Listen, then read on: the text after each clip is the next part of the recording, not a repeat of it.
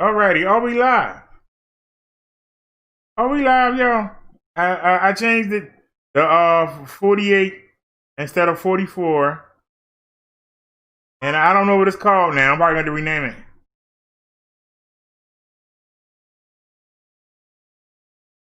Is it called the same thing? So let's edit it.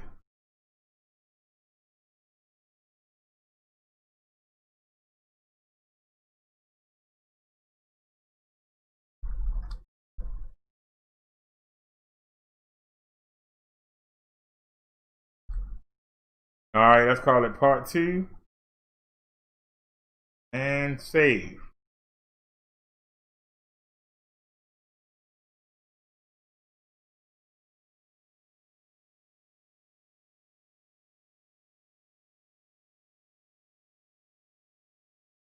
Alright.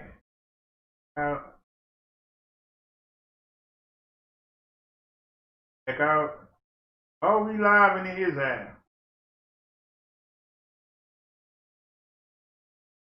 And somebody would like us to have a real surround sound, it'd be appreciated, but it ain't necessary.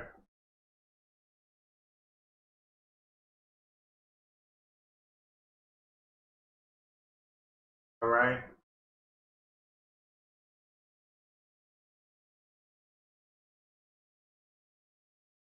Everybody hit the thumbs up. What's up, baby? All right, now you said welcome back. Welcome back to you, dear.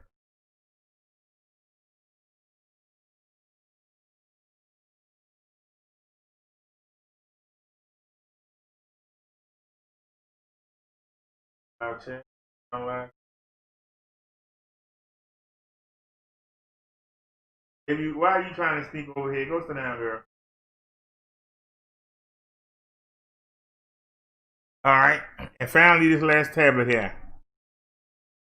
Should say part 2.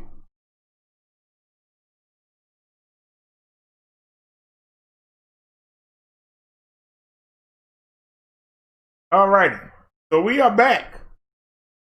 Now, I changed the setting, so let's go take a look. But see, I can tell you anything. I can tell you anything, okay? We're going to go look. Somebody can tell you something. Let's go to settings. Let's go to audio. And what do you see? 44 gigahertz. So we changed that. And you see 5.1. So we are broadcasting in 2K. And we are broadcasting sample rate of 48 gigahertz. And we are doing 5.1.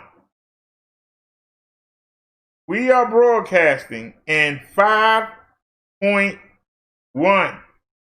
Somebody can talk to you all they want to talk to you. I'm showing you. It's right there in your face. Look at the top of your screen. We are doing this right now. We are broadcasting in 2K. And we are broadcasting 48 gigahertz a second in our audio. And we are doing 5.1. And it's right there. 5.1. So, and you see right here, look at the bottom. Warning, surround sound audio is enabled. If streaming, check to see if your streaming service supports both surround sound ingest and surround sound playback. Facebook 360 Live, Mixer RTMP, Smashcast are examples where surround sound is fully supported. Although Facebook Live and YouTube Live both accept surround sound ingest, Facebook Live down mixes to stereo, and YouTube Live plays only 2 channels. OBS audio filters are compatible with surround sound. So, it's up to YouTube whether or not they're going to do you right. But I did what I could do for you. It's up to YouTube whether or not they're gonna come through. But on my end, I'm pushing out 2K in 5.1 digital stereo. That's what I'm pushing out. Now, what YouTube give you, that's up to YouTube. But I'm giving you the best that I got, baby. Wait a minute, now you told somebody to be careful.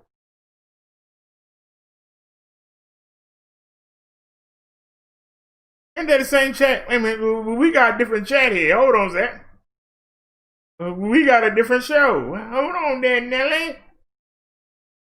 Hold on a second there, Nelly. Put that on live chat and pop it out. We got a different chat here.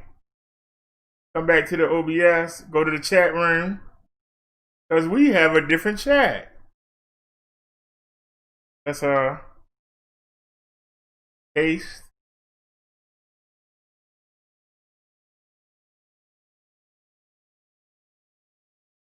And we hey, you know the devil coming, but let him come.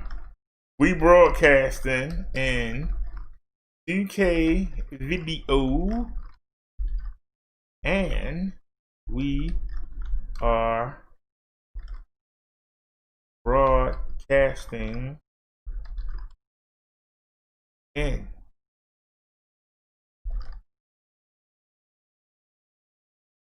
Dolby 5.1.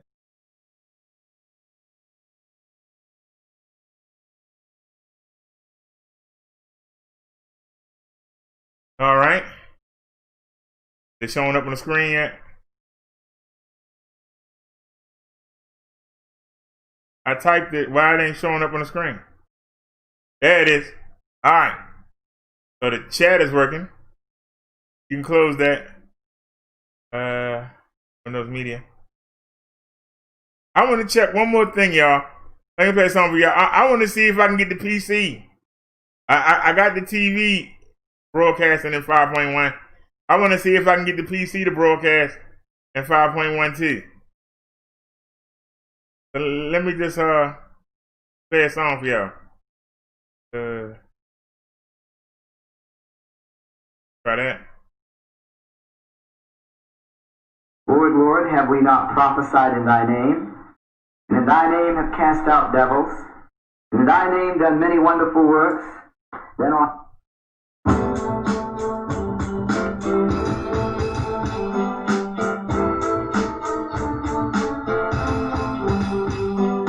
Sound.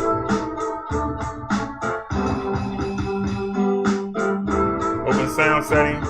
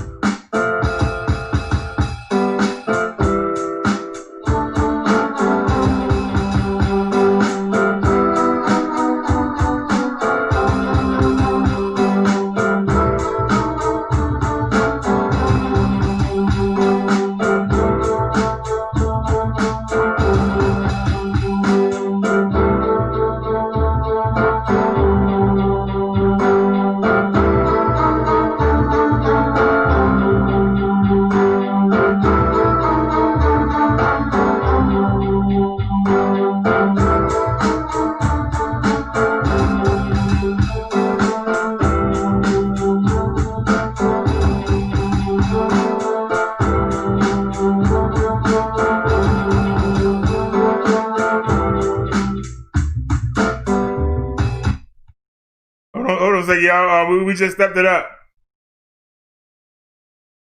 We just stepped it up.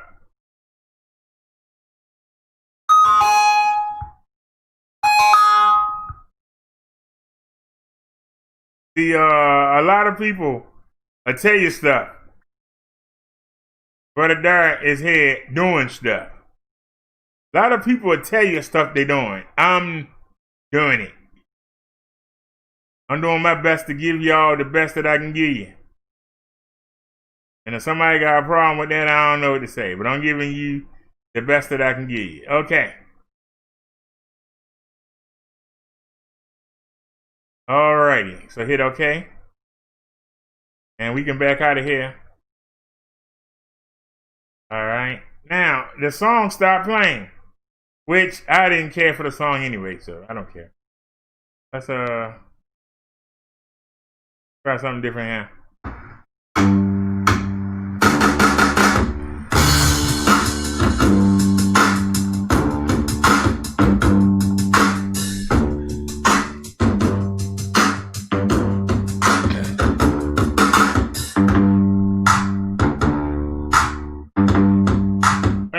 Y'all notice the songs got this in them now? Why is that? I don't know if y'all noticed it. Why am I hissing? It's hissing coming from somewhere.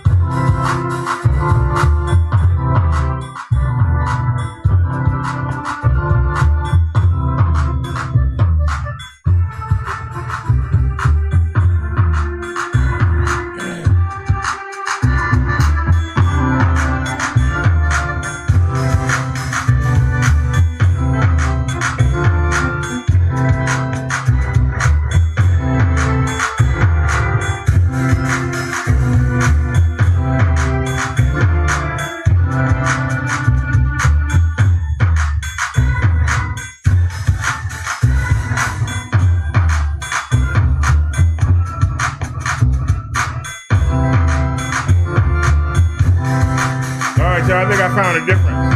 Man. Let me try this one.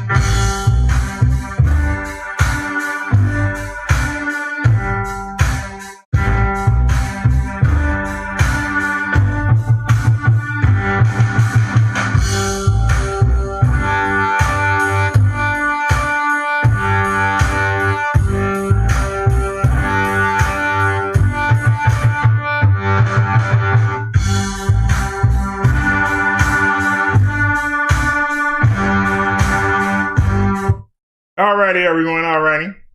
Sorry about that. We had to get that straight. Remember now, we got two 5.1 systems.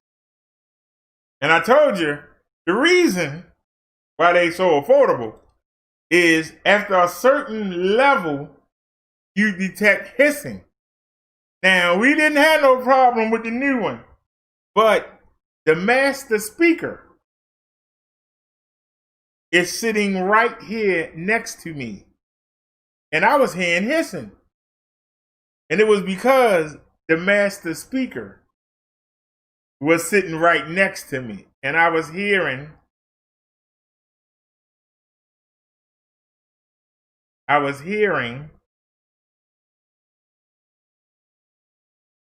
hissing. And I got nervous. Wait a minute. Well, we trying to do 5.1. Why am I hearing hissing? And then I realized putting surround sound on the TV actually knocked the volume down.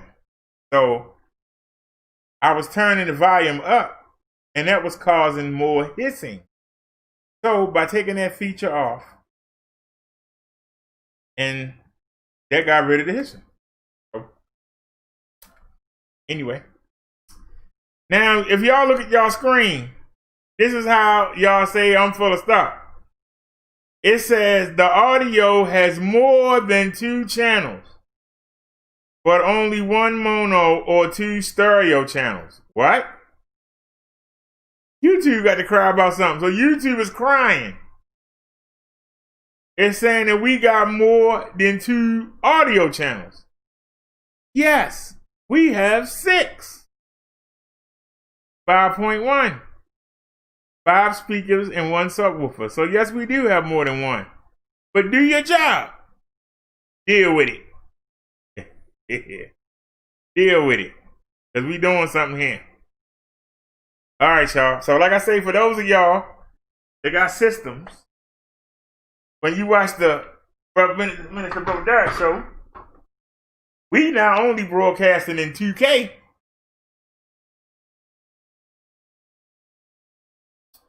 we also broadcasting in 5.1. Those of you who don't have systems, you won't appreciate it. Those of you that do have systems, you will.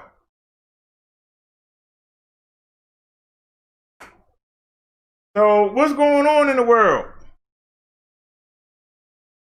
Well, y'all asked me how my date was. Y'all call it a date. I didn't call it a date. I call it an outing. I went to go visit. Now, I'm going to tell you something, and y'all can make as many videos as y'all want to.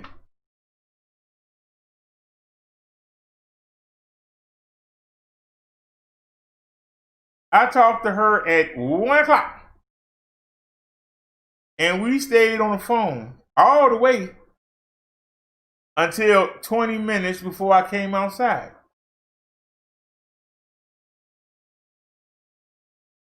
My body wouldn't let me leave. And I'll leave it at that. My body, that's the reason why I was over there late. For those of y'all with your mind in the gutters, that's the reason why I was over there late. So make fun of me. They still haven't figured out what pills to give me to keep my body from clogging up. And y'all will know when I'm clogged up because you'll see my face get puffed out. My heart not pushing the fluids through my body, so they back up. But eventually, with the help of the pills, my heart get around to it. Unfortunately, it always when I gotta do something and sit there and keep running back and forth.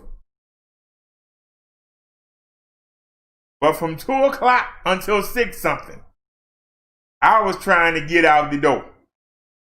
Okay? That's why sometimes you see us going late to the store. It ain't that I'm trifling. Right when you got to go somewhere is when your body say, hey, guess what? I'm ready. Like, you ready now? I'm ready. You can't tell your body when to get ready. You can make all the plans you want to make. You'll be sitting there looking stupid.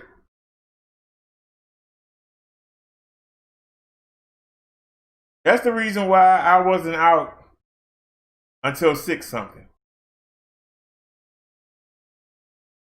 A couple of times she had just said, just make it tomorrow. But I said, no, I said I was coming today.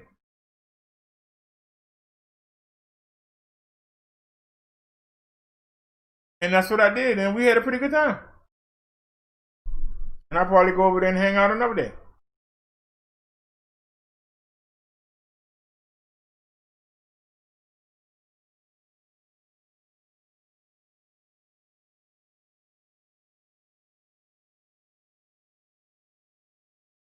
So for those of you, because I know some of y'all is still burning, some of y'all is still a little tinged, still a little hurting about what I said about your queen, Breonna Taylor. And some of y'all was going to say, well, you know, didn't you go over somebody's house?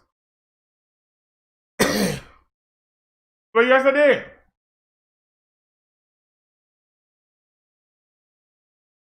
I didn't go over there for no romping hay. I went over there and we watched something called Empire something. It was pretty good. And then we watched Bounty Hunter D. Y'all ever heard of him? He's a bounty hunter. He does lie detector tests. And he do repos. Y'all know that I love Operation Repo. I love the way he do it too. Some people stupid. You gonna tell me you need to inspect the car? I'll tell you kiss my butt. I ain't bringing you no car. And then they get out the car with the keys in it. And then he reach in there and take them. And then I'm just looking and I need to see the mileage and all that. And then he turn around and say, I'll be honest with you. I'm taking the car. What do you mean you taking my car? Well, you co-signed for your boyfriend, your cousin, your brother. You co-signed for them and you put your car up as collateral.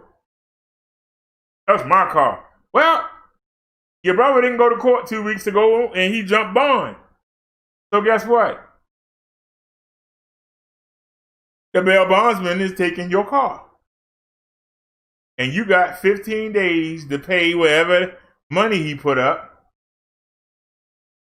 Either tell me where the person you co-signed for is, or give me the money for the bond, or I'm taking your car.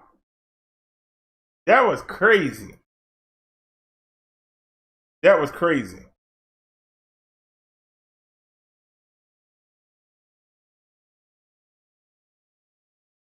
But like I said, we are two people in our 50s. We are not young kids. We just went, hung out, watched the movie.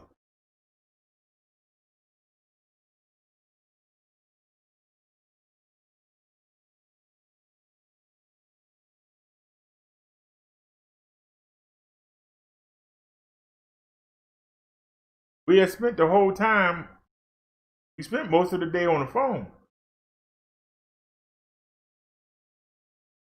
And she listened while I rode home to make sure nothing happened to me. So y'all need to understand the difference. I've known that woman for 14 years. When you know somebody that long, you cannot see them. But you get a phone call, you fall right back into the same like you never stopped. You go see them, it's like you never stopped. Haven't you ever had a cousin, when y'all were young, y'all did everything together, then y'all don't see each other for a while, but then when you come together, after the first few moments of like being off a little bit, you go right back, and somebody new coming into the situation, but never knew you hadn't seen each other in months. That's what it was like.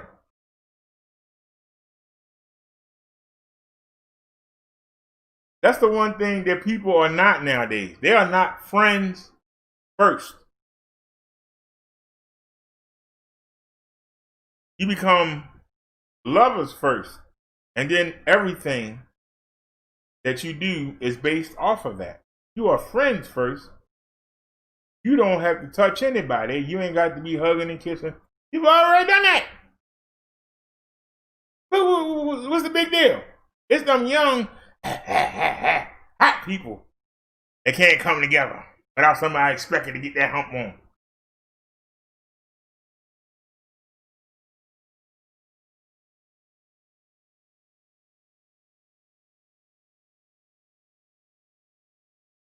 My place ain't as good as her place. But she could have came over and saw me. She picked the place out. She can't say nothing about it. Yeah, what could she say? Yeah. Yeah.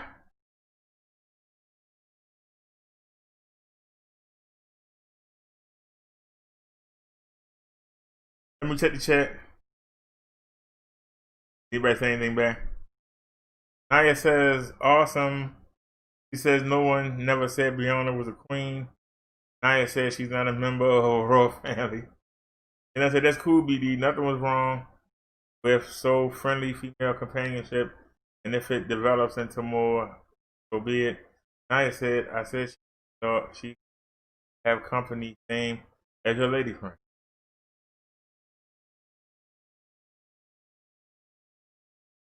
But Naya, don't sugarcoat it. I didn't go get up under that lady covers. I wasn't laying asleep in her bed when that knock at the door happened.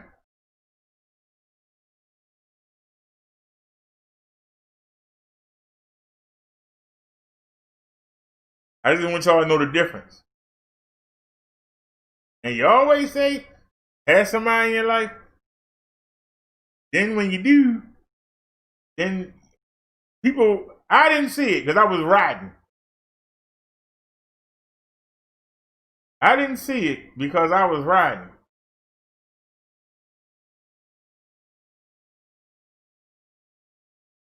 She said she don't watch the live stream. She might be mad because I'm talking about it right now. She said she don't watch the live stream. But she hit me up and said, while I was writing, the people in the chat were saying all kinds of stuff.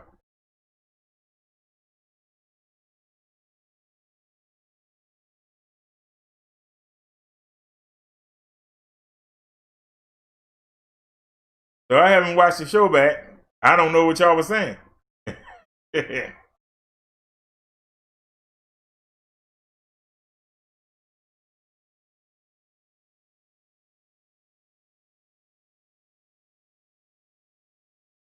On the way back, I was just trying to get home. I could have ran the show, but I was trying to get home. It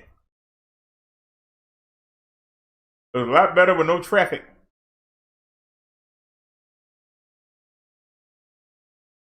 Baltimore got some of the raggediest streets. Whoever wins this presidential election, can you fix the streets? I didn't say, you said, how is it sugarcoating that a dark skin? That's not what I said. You didn't listen to what I said, dear. Kenneth Walker said out of his own mouth that they were laying in her bed under the sheets. They were watching a movie, but the movie was watching them. So that meant that they were asleep. So that meant that he was sleeping in her bed. And I stand behind what I say. A man who you've known for less than 2 months, you should not be under the covers of her bed. And I stand behind that.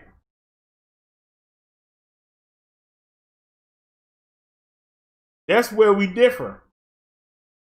Choosing to have a guest over and having them laying in your bed, sleeping next to you, that is a whole different animal.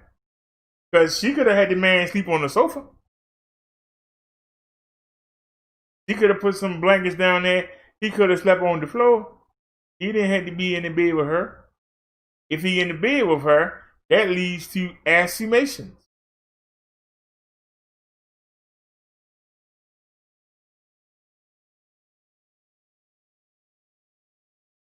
How was me going to watch a movie and eating some KFC with a lady friend of mine who I known for 14 years,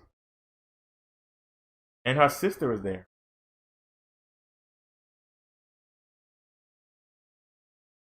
How do you put that with them laying up in the bed, getting that freak on and falling asleep watching the movie? How do you put them two together?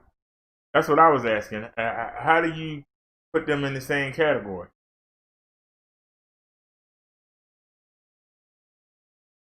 Naya said, what two consenting adults do is their business. But I raised the point. If she was doing what a lady was supposed to do, that man would not have been there. And maybe she would still be alive. That's what I said. But then y'all went into it's 2020 and she can have somebody. And y'all went into that. But you can't deny what I said. Because if you say that it's appropriate for a woman to be laying up with a man that she known for less than 2 months, if you say that's appropriate, that shows you the value loss that we have in the United States. That's the difference. The value loss. That's what I'm talking about. Now, y'all want to get into the feelings. But I feel that if she wanted to have that man in that bed with her, then I think that's okay. That is your feeling. That's not the way God set it up.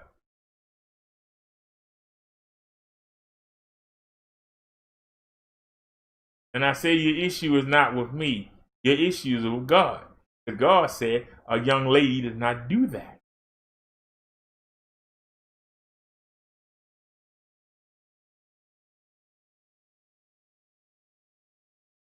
Go over to Saudi Arabia. You won't see a young lady doing that because they'll kill her. Go over to Turkey and see if the women do that. They'll friggin' kill her. Go to Honduras and see if ladies doing it. They will friggin' kill them. But here in the United States, it may be in Switzerland, in some parts of Europe that identify with us. Maybe some parts of Australia who identify with us. They might allow that. Nobody else do. Their women don't be going sneaking out and going to concerts in another state and going and having an orgy with the members of the bands. Their children don't do that because they know they can't come home. But they'll freaking kill them. But our children do it like nothing. And if you say something to them, you can't judge me. You can't tell me nothing. Who are you? But let them go overseas and try that. You won't see them again because they're going to kill them.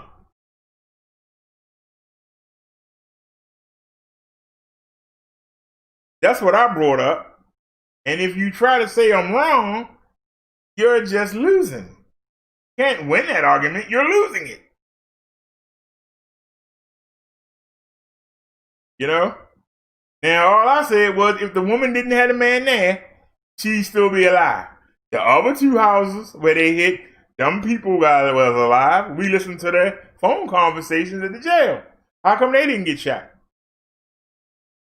What was the difference between those two places and Breonna's place? What was the difference? The difference was the new boyfriend. And I said, if he wasn't there, this might not have happened. If he'd have took her to his house, it wouldn't have happened. If he took her to a hotel, it wouldn't have happened. And then that's when y'all came back and me.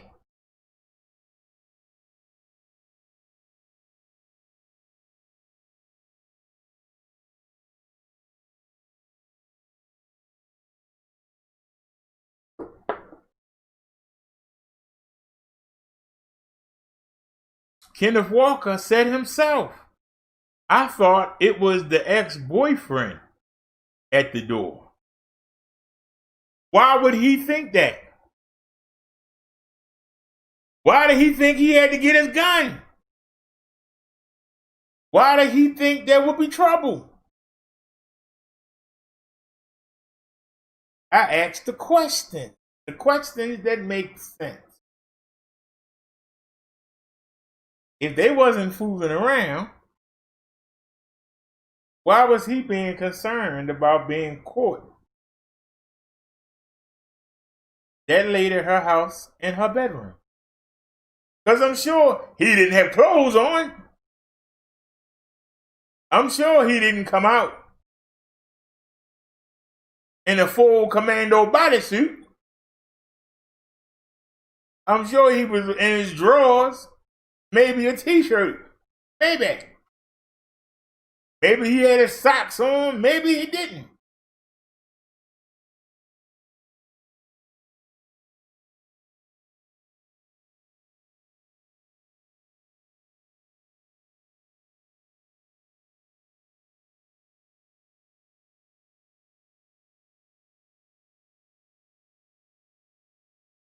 Why he didn't jump out the window? That's what most men do when they get caught. He ain't even wait to see if that was the man. He could have let her open the door up and then he could have went and jumped out the window. Just looking out of the window, watching the asphalt road. That's what most men do. When they get caught slipping, they jump out the window.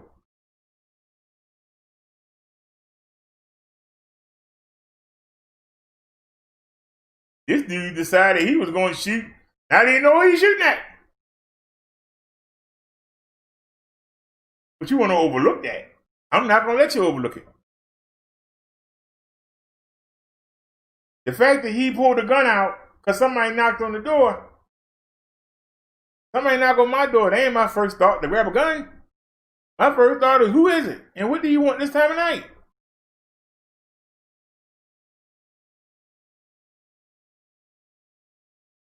So they'll let you know that they're doing something wrong.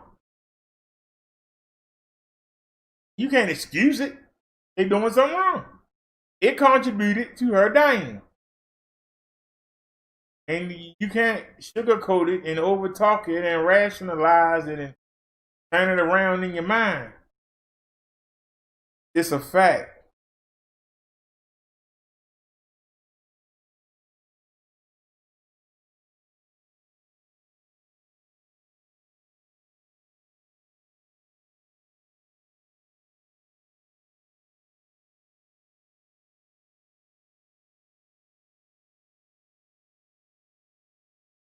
But some of y'all made it seem like I was just hopping over there for a booty call or something. The woman's husband been dead since the beginning of the month. We at the end of the month. If that was the case, why wouldn't I? If that was the case, I'd have been one over there, wouldn't I? Why did I take my time about going to go see her? Why did I talk to her on the phone daily for a month?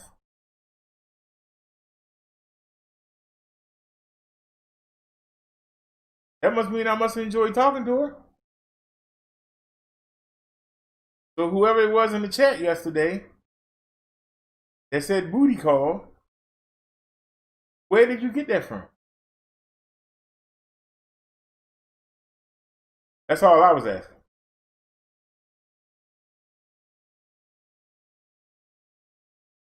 Said no one is sugarcoating anything because I refuse to pass judgment on the murder victim. So you wouldn't say anything bad about Hitler.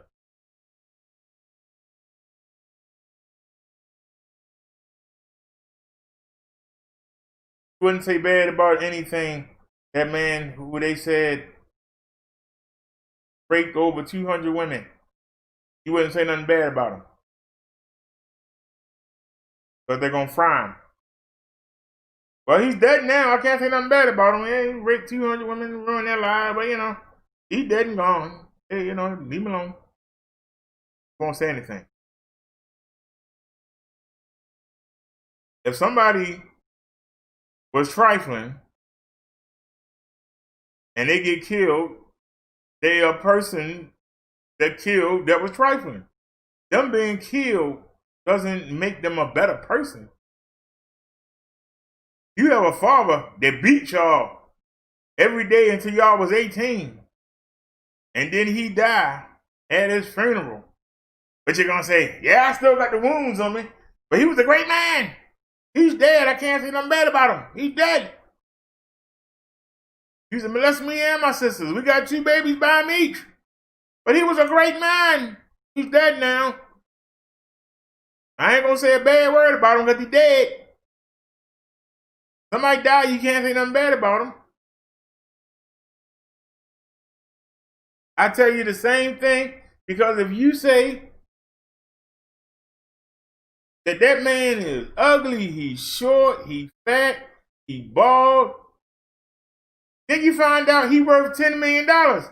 Hey, how you doing there, sir? Hi, my name is Joni. How you doing?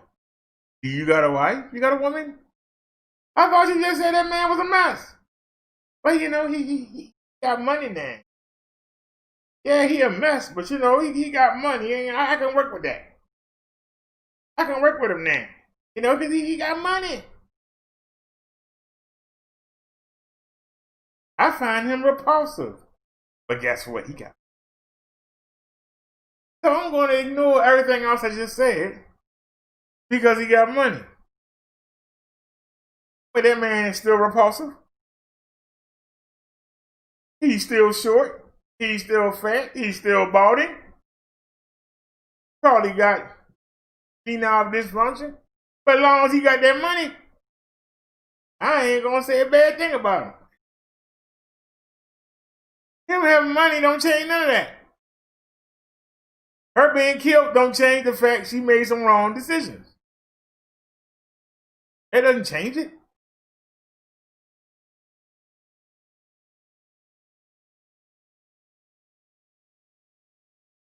I said, I don't know who you're speaking about. I didn't say anything about what type of person she is. I don't know her personally or him.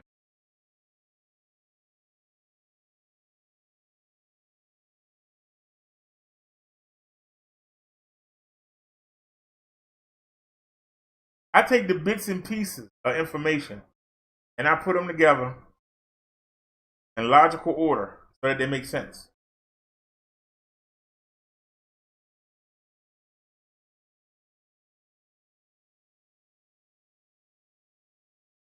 We know that in January, she was with the ex-boyfriend. We know it's March 13th, if I'm correct, when this happened. She didn't even mourn the relationship. She's already got a new man in her bed, not even a month and a half later. What am I to infer from that information?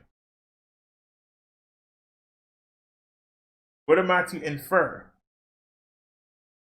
The man said himself they was in the bed together. What am I to infer? The man said they heard a knock at the door. He thought it was the boyfriend.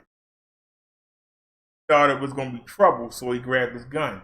What am I to infer from that information? What am I going to logically infer? Not feeling infer, logically take the information and infer from it. What am I to infer? That he was standing behind her in the hallway. But the gun is found on her bed in the bedroom. That the phone call that he made was from her bedroom. How did he get from the hallway shooting the cop to being in her bedroom making a phone call? That means when they shot back, he dove in that bedroom and left her out there to take them bullets. Now, that's what I infer. You might infer something different. It wouldn't surprise me if he was hiding under the bed making that phone call. It wouldn't surprise me. But they found the gun on the bed. How he get from the hallway, how the gun get from the hallway, shooting the officer, to being on her bed? How come she got 8 holes in her and he got none? I'm inferring. With the information we given, I'm making a logical hypothesis. Now, you want to let your feelings get involved. I'm not doing feelings. I'm taking the information that is coming out and piecing it together. And that's what I've done. And that's why you can't chop it up.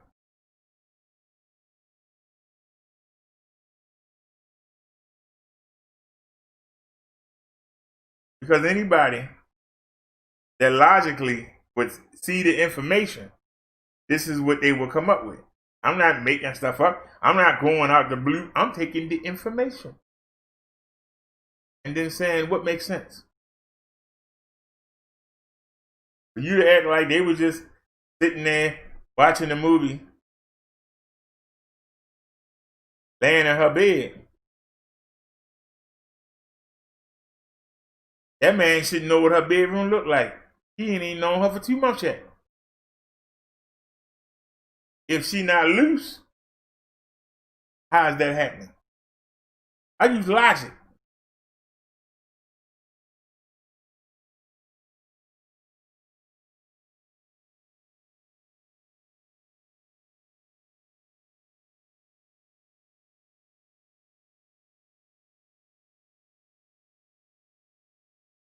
She got 8 holes in her. He got none.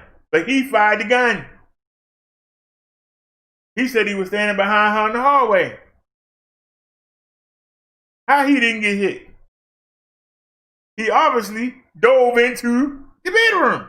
And you can say, oh, Doug, you're making that up. Well, he's standing there behind her. She got hit 8 times. He didn't get hit none.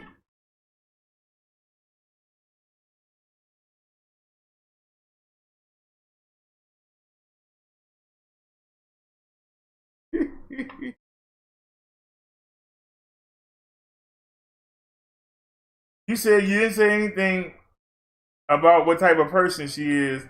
I don't know her personally. Well, I know for a fact that everything in the drug cartel got her name on it and her address. We know for a fact that the drugs were being shipped to her house. We know for a fact all the cars and everything in her damn name, even when they get bailed out of jail, it come back to her. That we know. So you can't say she's this great person. She's helping them sell poison to our own community.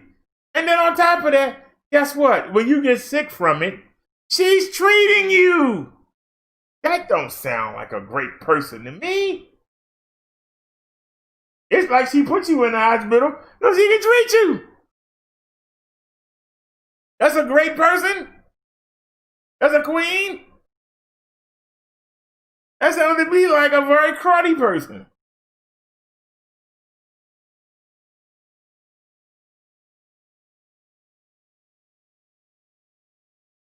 But see, I can infer that from what we know. Well, she didn't sell anything, but she provided it.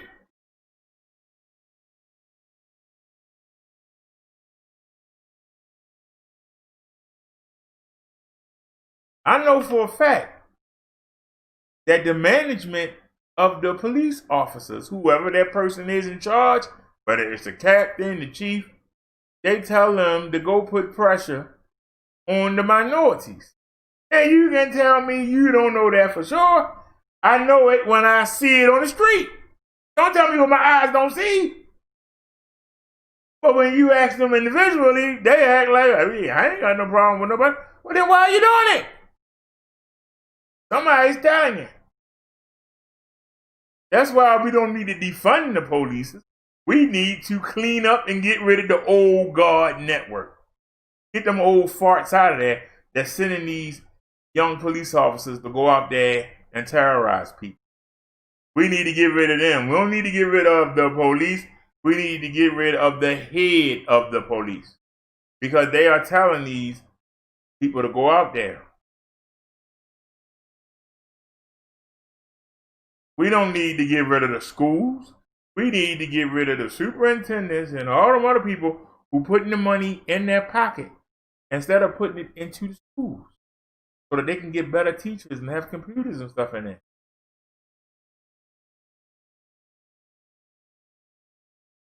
But don't say it's the students. That's what they say. Oh, it's the students. They ain't doing graffiti. They ain't doing nothing. But they ain't being taught nothing. But don't distract it. The fact of the matter is, taxpayers pay for them to have a great school. They don't get a great school. But you blame the kids. You blame the teachers, but you won't pay them a decent salary so you can get the best teachers. You won't put the money into the computers. And when they ask you, where's the money? Nobody know where the money is. So what am I to infer? Them schools are not getting that money. Where is it going? No, don't worry about it. They don't worry about it. That's why nothing don't change. Don't worry about it. I want to cover everything. I don't want there to be no holes. If you say, I want you to fix this school up, here's $100,000. I want to be able to say, look at what we did. I have yet to see any TV show here in Maryland where they tell you what they did to make the school better. I ain't seen one. If there are some, somebody put a link in the chat. Tell me in what grade in the city have you seen them go in there and tell you, look what we did with the money you gave us. Look at this.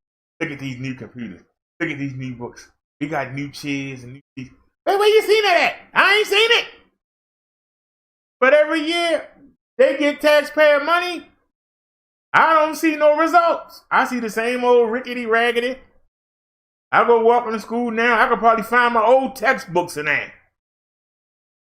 Probably find the books that I had to use, same books still in the damn school. And I left in '88. Guarantee you they got the same books in there. But the government give them all this money. Where the money going? See,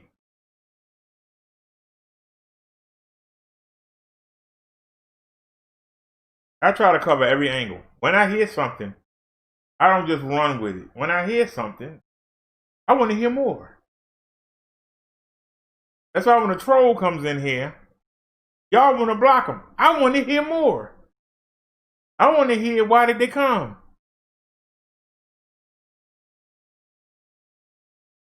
And see, when you ask them why, that's when they freeze up. They freeze up because they really don't have a reason.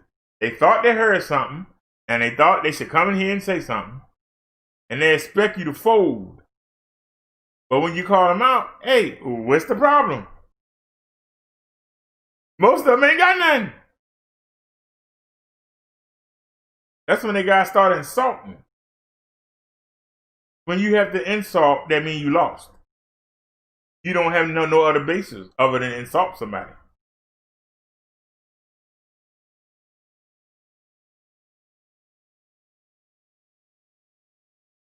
Just like when somebody came in here, I don't know if it was male or female, somebody came in here and said, oh, there's another one that bite the dust. What were they saying? There goes another follower who donates well, biting the dust. It was the truth. I say, there you go. I'm not going to say. You're right. Why is it that most of the people that donate the most wind up being something wrong with them? Don't understand it. I didn't fight them. I didn't block them. I said, you're right. You can't argue against logic, especially when you see it. They can never say anything I did to them.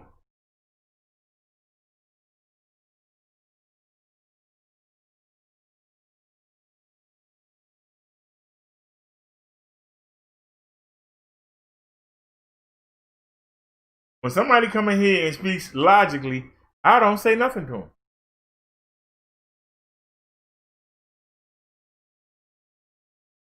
When they come in here and try to spice things up by lying, that's when I get on it.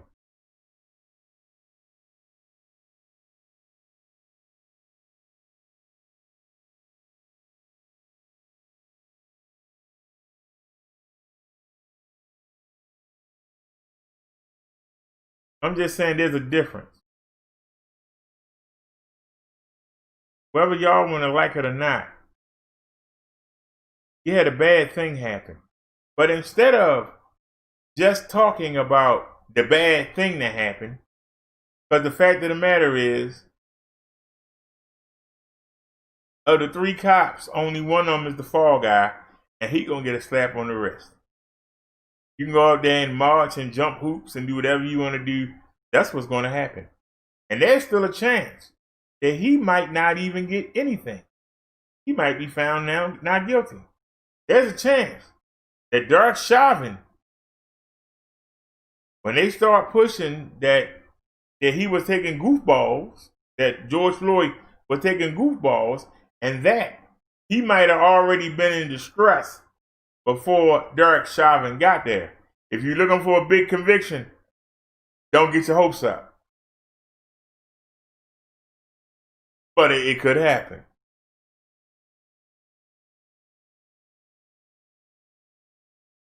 The officer is a fall guy. Somebody got to take the fall. You got a woman that dead. And you wasn't smart enough to make Kenneth Walker the focal point. You made the officer the shot from out the side. So he is the fall guy. They ain't even trying to charge the other 2 officers. They fired that officer. They ain't fired the other 2. So he's the fall guy. You got to have a fall guy. Somebody got to take the fall. But why weren't they charged? The woman got shot 8 times. The officer that's being charged shot 10 rounds. 3 of them went into other apartments. So that's only 7. You think he hit her all 7 times? What about the 8th one? Somebody else had to shoot her. And I don't know if they all had the same kind of gun. I don't know if they all had the same kind of bullets. But they should have markings on them shell casings. They should be able to tell who shot who shot what. Don't we have the technology? Don't we have markings on the bullets? Can we go by the size and the trajectory and the angles that they went into her, what direction they came from? They can't tell how she was shot. I'm just asking. See, I asked the questions. You can't get mad at me because I asked the questions.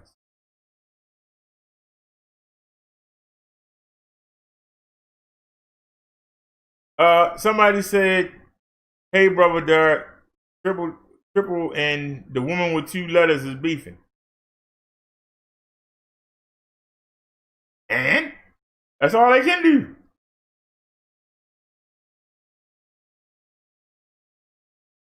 Y'all ain't noticed when nobody else is doing anything? Nobody's doing anything right now.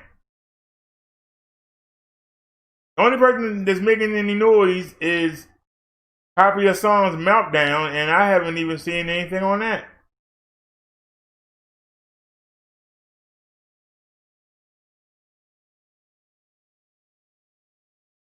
Naya says they don't know which officer rounds hit her.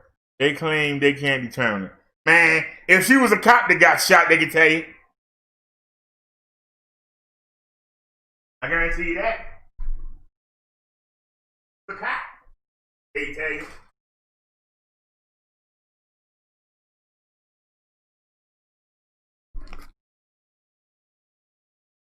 How you gonna tell me with all those protesters that was out there, and we had the video got took down, but we were there live, and we saw the cops get shot. With all those protesters, they had the shooter within an hour. So they can solve their own cases. With the hundreds of people that were out there, they was able to claim their own officer shooting, but they can't find nobody to shoot us. All they do is put the tape down. I meant to do a story on that. They had the shooter within the hour. They had the shooter within the hour doing a riot. With hundreds of people out there, they had the shooter within an hour.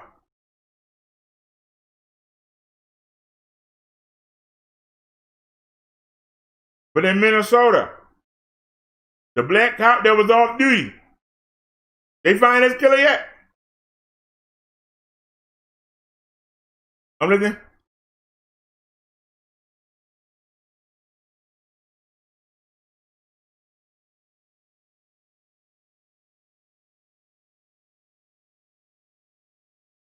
Nah, that make it even worse.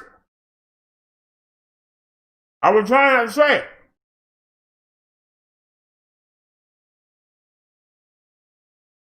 The cop that I called the fall guy, he's not being charged with murder. He's being charged, like Naya said, for endangering the 3 lives in the next apartment, not for endangering Breonna Taylor.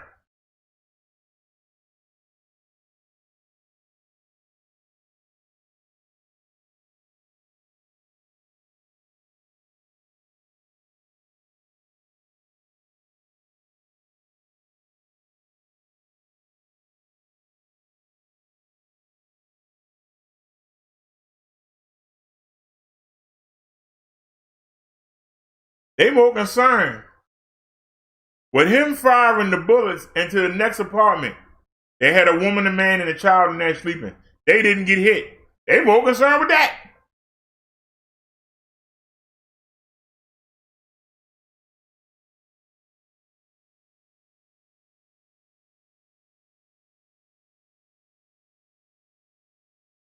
That should be a wake-up call.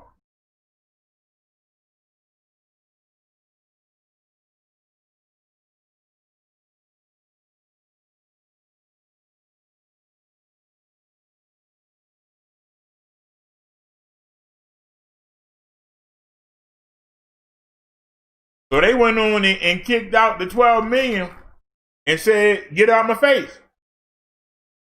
I gave you a couple dollars. Shut up. We don't want to hear nothing more about no Breonna Taylor. Now let's get this cop for shooting into an adjacent apartment." That's what that said.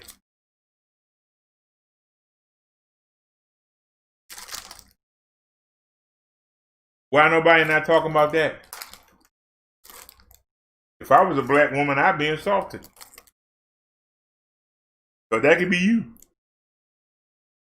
Yeah, she got shot 8 times, whatever. But the cop shot into an adjacent apartment and had that. Fired.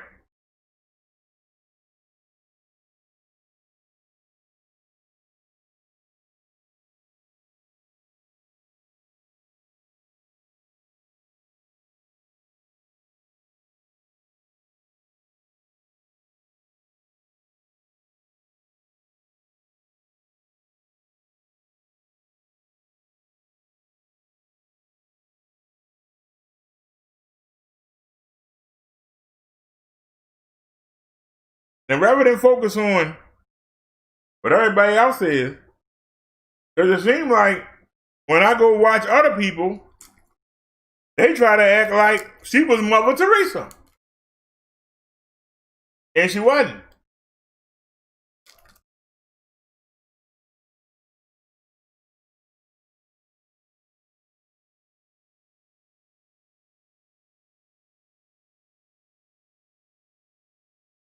Her dying does not hurt Louisville, Kentucky. It doesn't help. The ex-boyfriend is going to find another dumb woman to let him send the drugs to the house and put a name and everything. He'll find another dumb woman. So what's the purpose of our covering the story? how to stop making women dumb enough to keep letting these drug dealers put the stuff in their name. You remember the day that I had the Verizon technician here? He said he ain't had no problem with the drug dealers putting their stuff in the mothers and the grandmothers and everybody else's name. I said they all start locking them up. It would stop. He said, no, they shouldn't lock them up. That means he agree with it.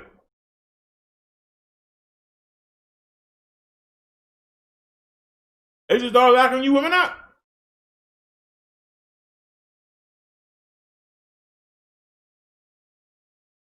But you won't do it.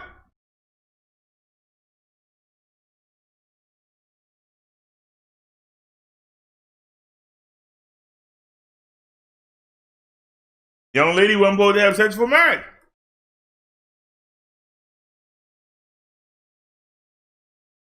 They ain't just give you a ticket because women don't listen. They had to make it that they had to kill you. And you still did it.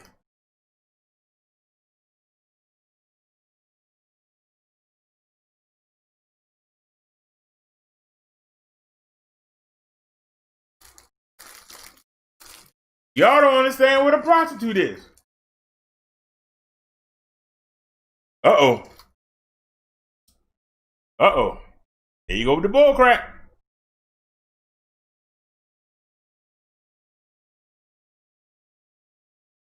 Why did this band vanish? I don't understand why this band vanishes. It's here 1 minute, it's gone the next. I don't understand it.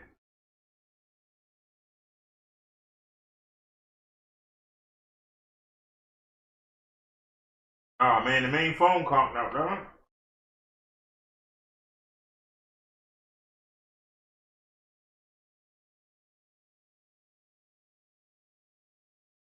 If I could find the secret, I don't know why that band keep conking out. It just conks out. It goes away.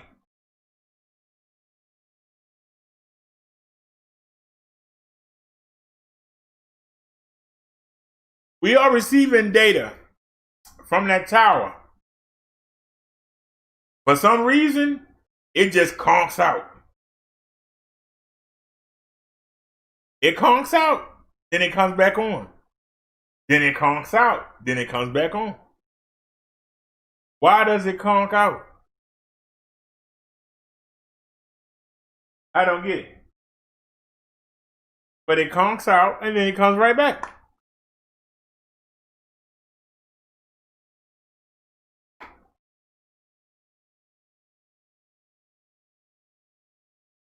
Naya said, didn't you engage in relationships prior to marriage? There you go. Trying to cop out. This is an opportunity to teach the young lady to stop doing this. But you won't get behind that. You want to get behind deflecting. Well, didn't you do it back then? The problem is how to get these ladies to stop. How do I get the ladies to stop? If these men don't give a darn enough about you to go out there and get a real job, and they gotta go do this dumb stuff, they should leave you out of it. They don't respect you enough to leave you out of it. You supposed to protect the women and children. They got the women and children out there working. What about that? This is the chance to let the ladies know to stop.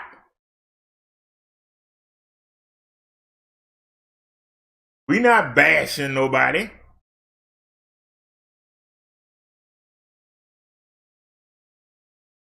But see, this is the problem with American people. When you hear the truth, you don't want to listen to it. You want to make your own truth. Yeah, what you said makes sense. But you know, didn't you do it once? We trying to teach the youth not to make the same mistake. How does dwelling on whether or not somebody else who's older made the same mistake? We trying to stop the young people so that they can teach their young people. And they'll teach their young people. So how does going back into the past of an old person, how does that stop the next generation and the generation after that? Well, you know,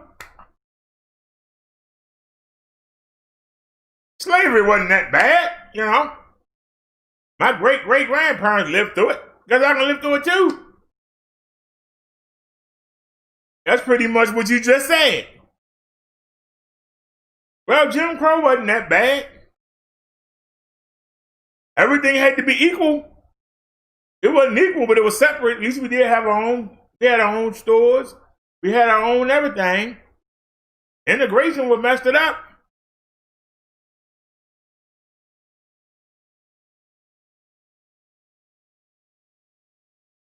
But we can't even get together to decide on anything.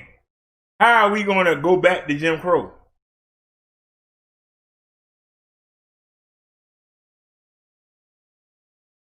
But somebody will tell you, well, Jim Crow wasn't all bad. At least we had our own stuff back then. So why can't we unite and get our own stuff now? You don't even say, how do your neighbors at the time? But we supposed to put all our resources together.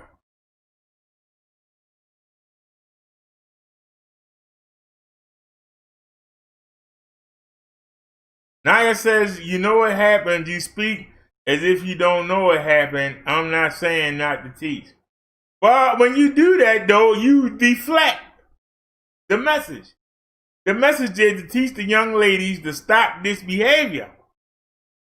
Not to go try to attack the person that's trying to get them to stop by saying, hey, you ain't got to stop it. Look, he probably did it back then too. But don't pay him no mind. Y'all keep doing what you're doing. Keep on doing what you're doing. Don't let nobody tell you nothing different. This is what I'm fighting against.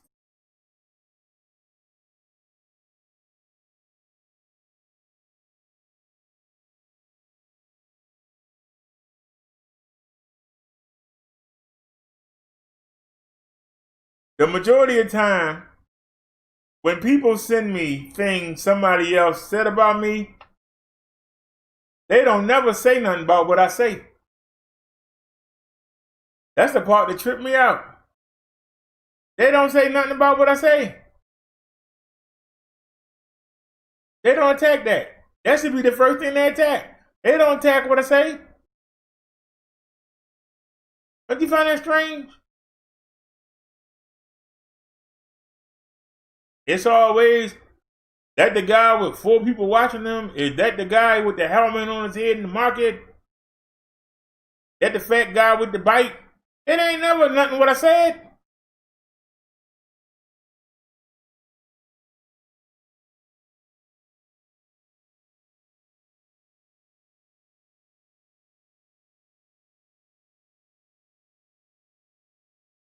Y'all don't find that weird.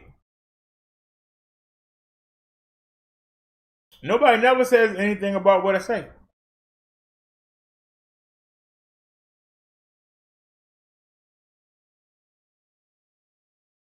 The attack is always something external. If I'm telling you something that makes sense, why does it matter how I look? If I'm telling you something that makes sense, why does it matter how much money in my pocket? If I'm telling you something that makes sense, why do you worry about me living in Baltimore? If I'm telling you something that makes sense, why are you worried about whether or not I have a car? What does that have to do with what I'm saying? Because nobody attacks what I'm saying.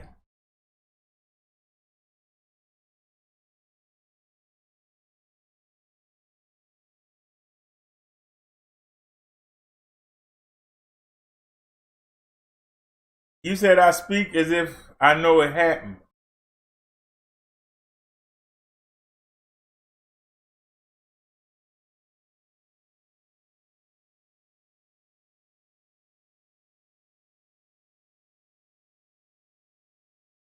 One of the best cars I ever had in my life.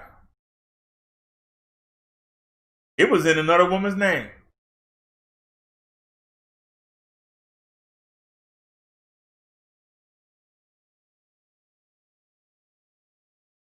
I helped her get a car.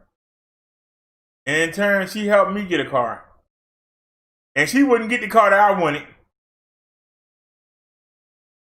I had to get the car that she picked out. She wrecked her car. And then she came and got mine. And got mad because I took the radio out of it. I sure did. I yanked that boy right on out and took it. And when the cop came, I had the receipt. I had the receipt for every car payment, the down payment. They still let her drive off in my car.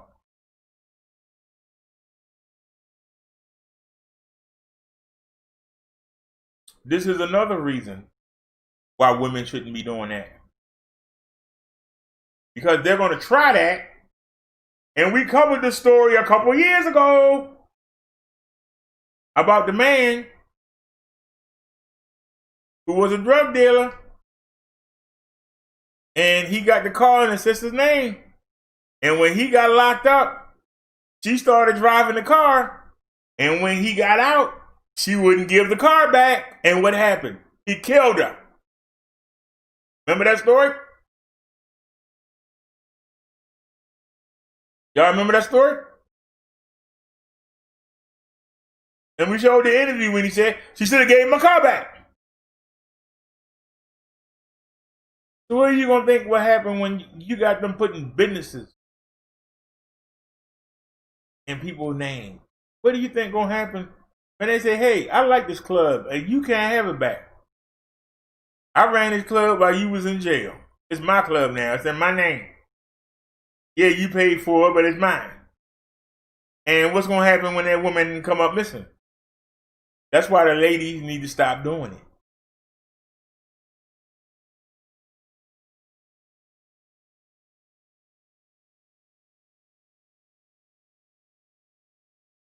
But see, as long as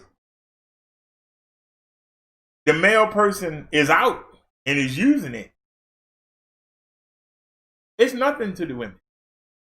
But when they get locked up and they have to take it over, then it becomes theirs.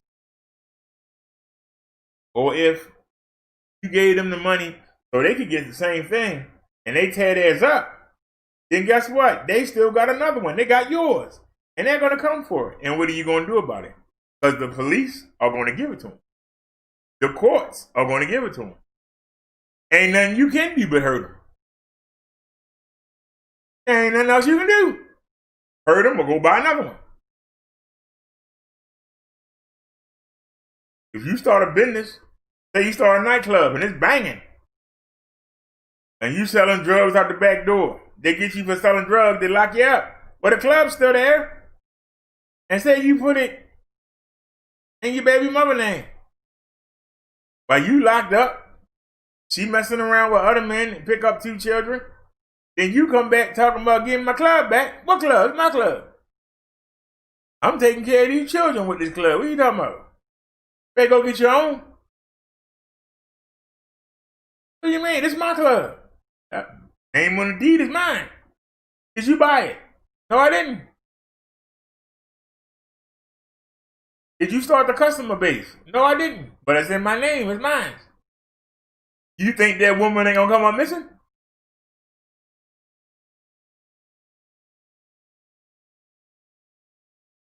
Women should stop doing it.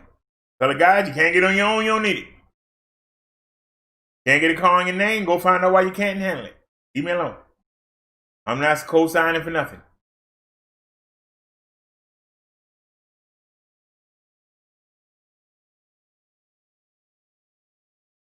That's what ladies need to start telling these men. No. You get somebody homeless to co-sign for you. They'll never come back and ask for it. Chances are they're OD living under the bridge. They ain't got time to worry about what they co-signed for. You just gave them You gave them enough hit for a week or whatever you gave them. That's what they care about. But don't try and put it in your baby mama name, in your girlfriend name. A girlfriend that you might not be with next month.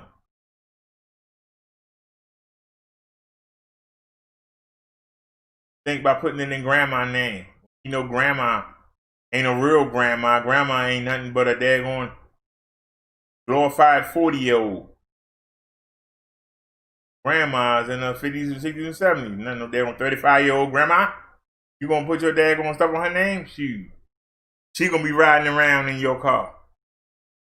She gonna be up in there dancing in your club. Acting a fool. Ain't nothing you can do about it. It's in her name. You gonna have to take out.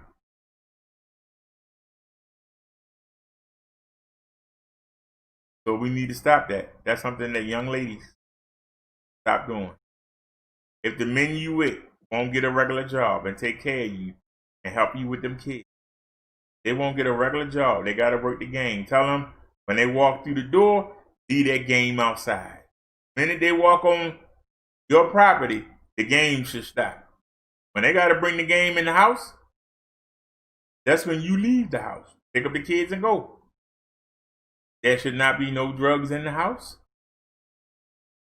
Shouldn't be no drug money inside the house. You keep all that separate. But nope, they're not doing it. And that's why all these raids is going on. These little kids got guns to their head. I'm asking the women to say no.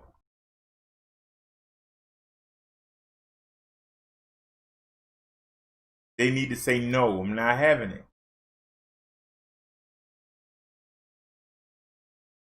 No, I'm not having sex with you unless you put a ring on my finger. No, I'm not going to move in with you. Put a ring on my finger. No way in hell will you move in with me unless you put a ring on my finger. Stand up for yourselves. That's what I'm trying to teach.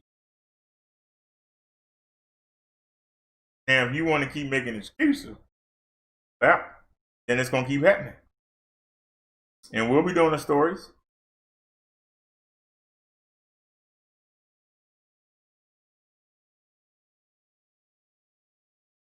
I can only tell you from experience.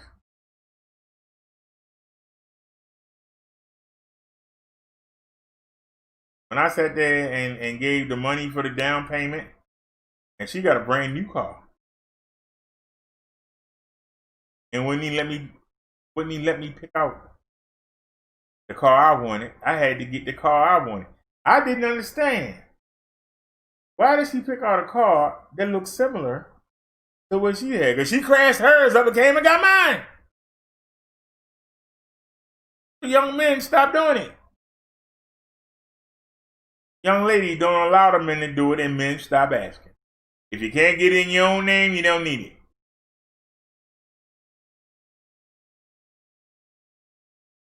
Went on and tore her car up and came and got mine. And I'm helping her pay for the new one. She came and got mine. And guess what happened? Tore that one up too.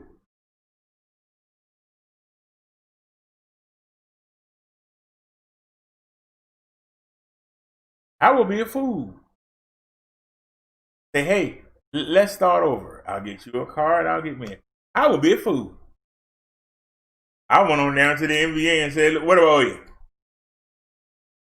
I owe you $2,000. Here you $2,000.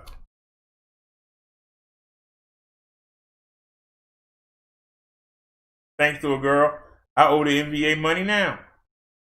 They don't want me to drive anymore, so and nothing to me.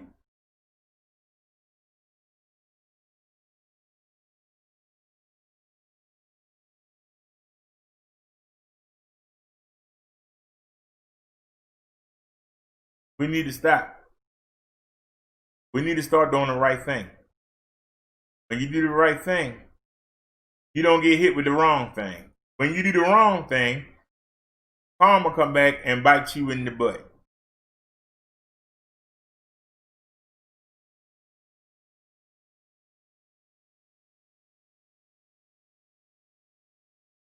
I helped a woman get a car. And I told her, if you get any tickets, let me know. If you get in any kind of trouble, let me know. Woman sat there, got $1,000 worth of tickets. I couldn't even get my car taken care of. I had to pay. Then turned around and pulled her card. I said, oh, here we go again. But this time, the stuff is in money. Her and I co-signed on the car, so we both own it. I go to get me a better car. I can't get it. Because she messed up with the NVA. And even though it's her car, my name's on it. So now I can't do nothing for me. I had to pay off what she owed. Just to be able to get my car registered. I had to pay off what she owed. And I happened to get into a year later, I happened to get into an accident. And she was still driving that car around with no insurance on it. And we happened to go to the same lawyer. And I asked her, did you get the car taken care of yet? She says, oh, I was in an accident. Yeah, I'm good. As soon as I get this money. I wound up not dealing with that lawyer. But I saw her again. She was at the bus stop. Well, where's the car at? I told you if you got in trouble with the car, I would take it. She said, I know you would, and I wasn't going to let you have it. I said, where's the car at now? She said they got sold in the auction. So you rather have somebody get the car for dirt cheap. Then just bring the car to me, and I could have just held it until you got yourself together. But see, this is the stupid stuff that young people do. And we need to stop. So somebody probably paid $300 for that car at the auction.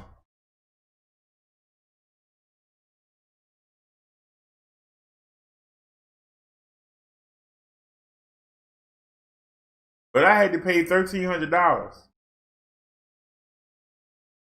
to clear off that same car so that I could get the new car that I got.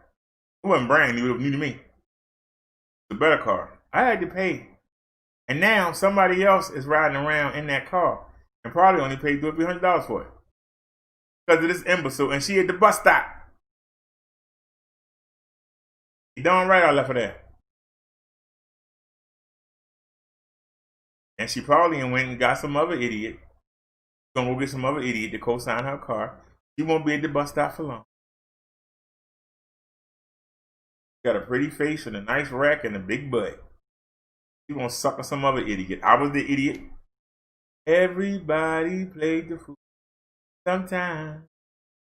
Somebody tell you that they want you to co-sign? Tell them hell no. Since I've been on YouTube, I've been called the scammer, the beggar. I ain't never asked nobody to co-sign nothing. Because I ain't co-signing nothing for nobody, and I won't ask nobody to co-sign. I think that co-signing should be illegal. You shouldn't even co-sign for your child.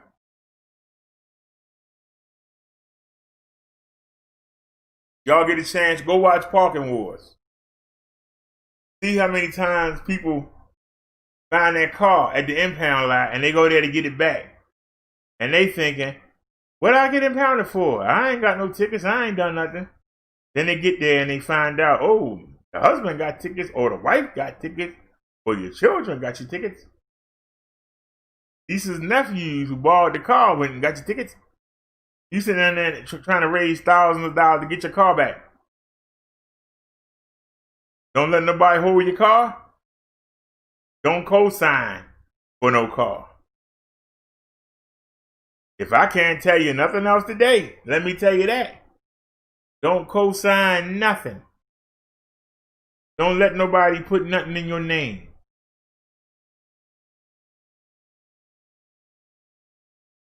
If they can't do it on their own, that means they can't do it. They have to cheat and use you, they can't do it. So why are you fooling with him? That's all I'm asking. Why are you fooling with him? Why would you even entertain the thought?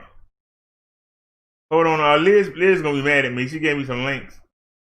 I'm trying to find them. Where the link? Where did Liz put the link? Liz that gave me some links. Here we go. All right, here's the first one.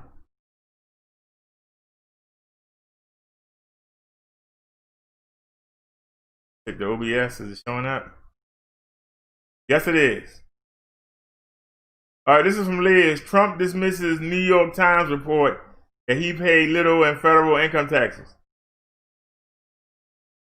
A New York Times investigation published on Sunday said that President Trump paid just $750 in federal income taxes each year in 2016 and 2017, which the president denied as a news conference using a familiar retort, fake news. The president of the United States, who is a millionaire,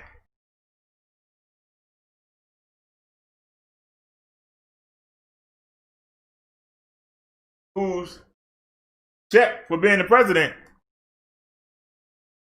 is a little over $200,000 a year.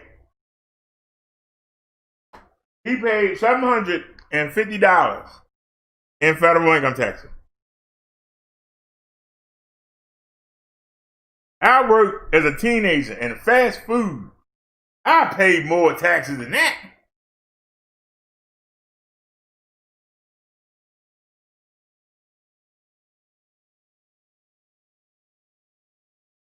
A whole year? $745?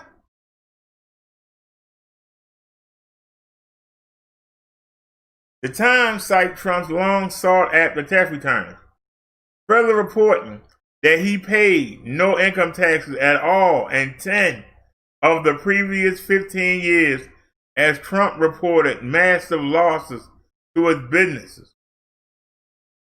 So Trump paid no taxes at all in 10 of the previous 15 years. Among his other findings, the investigation determined that Trump has hundreds of millions in dollars in loans that are set to come due within the next 4 years, potentially his second term in office, and that he's battling the IRS over a nearly $73 million tax return refund he claimed a decade ago. The Times said an adverse ruling in that audit case could cost him more than $100 million. All told, the investigation provides the most detailed accounting yet of the finances of a president with massive business interests, who has sought to shield the details of those finances from the American public. NPR has not confirmed any of the details from the filings. The Times didn't post any of its source documents to protect sources, according to the story. When asked about the report during a Sunday evening news conference, Trump refused to detail what he's paid in federal income taxes, saying simply, "I paid a lot." He said it'll all be revealed when his tax returns can be released after audit, something that he has said for years. In fact, an audit would not prevent the president from releasing his records. So he lied. Trump has previously bragged about not paying taxes. That makes me smart, he said in a 2016 debate against Hillary Clinton when she accused him of not paying federal income taxes. Responding to the Times, Allie Garton, a lawyer for the Trump Organization, told the politician that most, if not all, of the facts appear to be inaccurate. The Times said it obtained over 20 years of tax return data for Trump and the myriad companies that make up his organization. Here are other key points from the New York Times. Some reductions in the president's tax liability claim from unexplained consultant fees, the Times cites evidence that some of these fees may have been paid to his daughter, Ivana Trump, though she was not an outside figure, given her role as a top official in the Trump organization. If that were true, it would create further legal peril. No, so he got stuff going to the daughter. Didn't we just talk about that?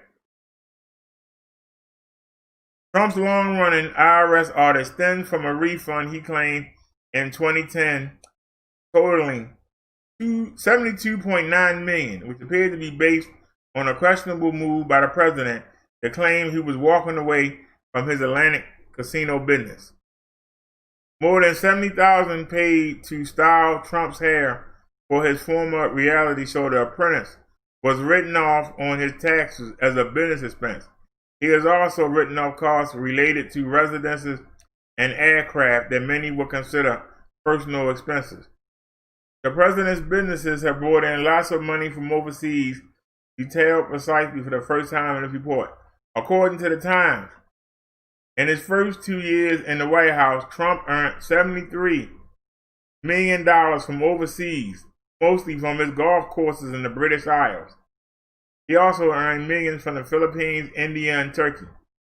Trump and his company paid taxes of $15,598 in Panama, $145,400 in India, and $156,824 in the Philippines in 2017.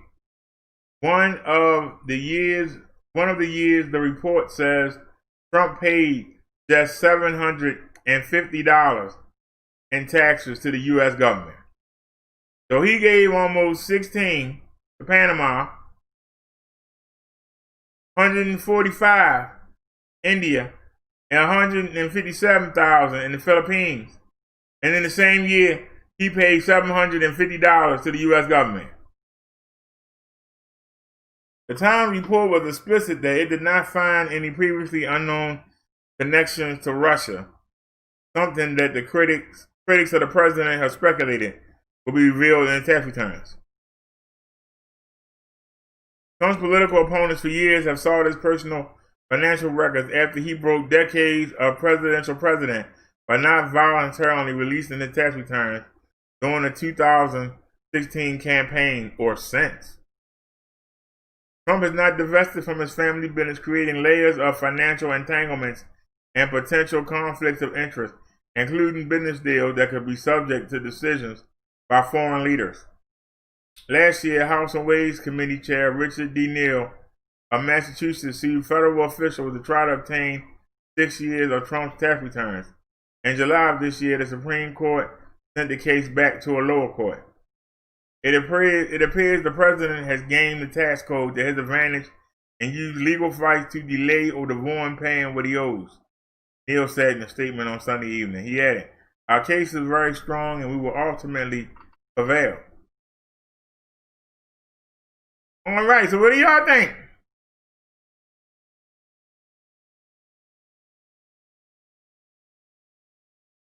What do y'all think?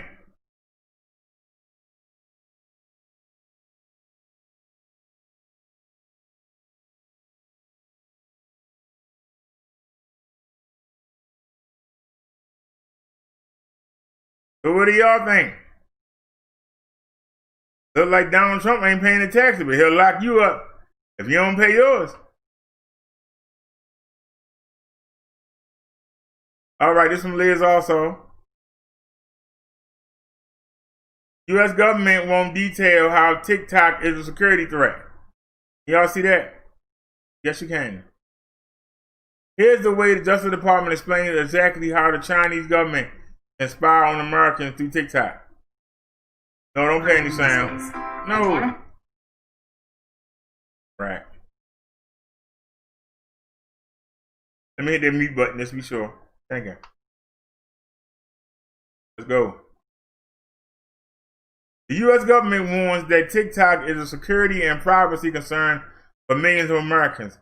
But when it comes to specifics on how the Chinese government could get its hands on data from the social video app, the Justice Department is keeping the information classified.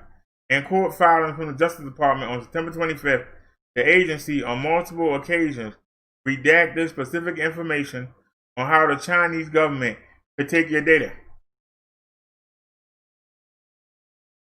For example, although TikTok claimed to store U.S. user data within the United States, the Commerce Decision Memo then explained why the PRC may still be able to gain access to that data through redacted, the Justice Department said in its court's filing.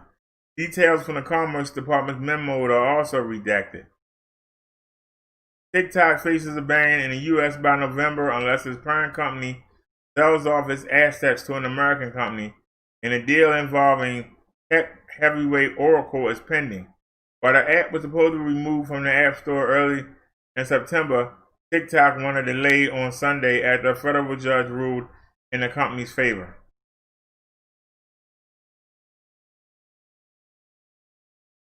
Redaction in government documents often keeps crucial information hidden from public knowledge. For example, the Commerce Decision Memo redacted information on TikTok's backup servers in Singapore.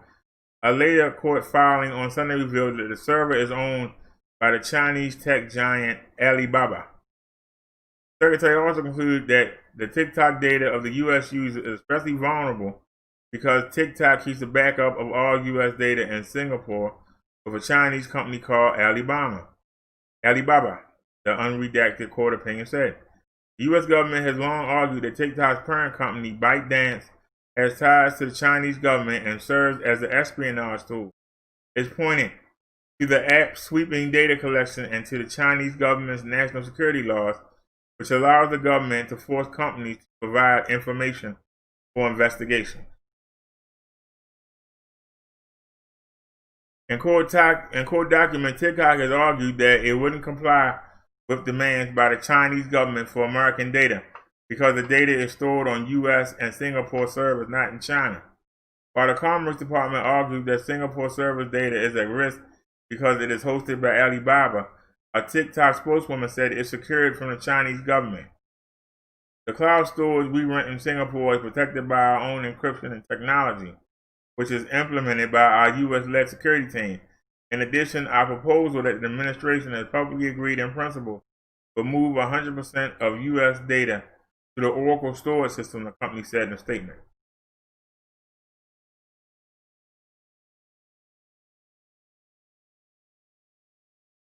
In August, President Trump issued an executive order threatening the ban of TikTok, arguing that the app would allow China to track the locations of federal employees and contractors, build dossiers of personal information for blackmail, and conduct corporate espionage, but the administration has yet to provide specific details on how the Chinese government will do it.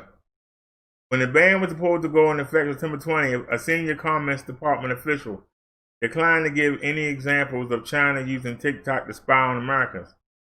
Whether we have any evidence domestically, one of these particular apps taking data is missing the point, the official said at a press brief on September 18th. We know what they're using these apps for overseas. We know what the Chinese government intent is here in the United States.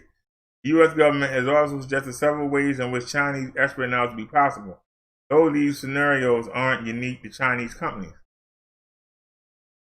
The Commerce Department's memo described a situation where TikTok and ByteDance will be defenseless against cyber attacks from the Chinese government stealing data from the company. Similar attacks have happened to Equifax, the Marriott hotel chain, and the U.S. Office of Personnel Management, but those American companies aren't designated as a national security threat. A New York Times report in August also found that the CIA ran a security check on TikTok and noted that the Chinese government has never requested data from the app on American users. Multiple independent security researchers have analyzed TikTok's data traffic flow and found that while the app takes a large amount of data, it hasn't gone beyond what data-centric companies like Google and Facebook request from your devices. Privacy advocates have argued that the best way to protect U.S. data isn't banning foreign apps from the country, it's improving the nation's privacy laws to make sure it's no longer an industry standard for apps to siphon vast amounts of data from millions of people. The Justice Department argued that even if Trump doesn't have the evidence of the Chinese government spying on America through TikTok, he doesn't need it. There is no requirement that the executive must wait for specific harm to occur before responding. The executive is free to act prospectively based on the risk of harm, the agency argued in its courtroom.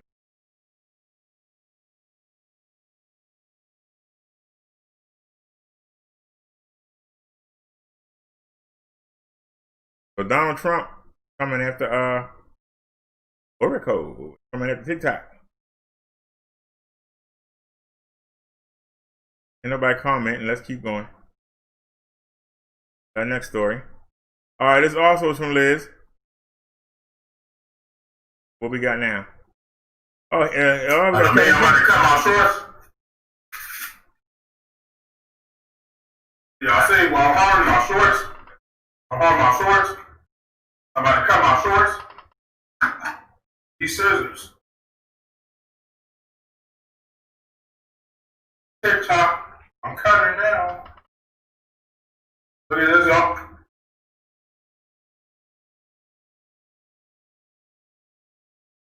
I cut it this way.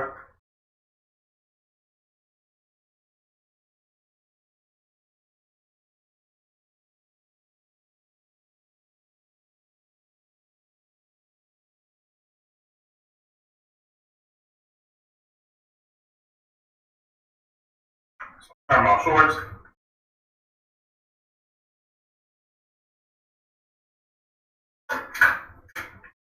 I'm cut the rest of them, see? Cut iron. Nah, I forgot how they would say it there. I mean, yarn. Lord, I'm cutting. I'm going to say yarn. Lord, I'm cutting yarn.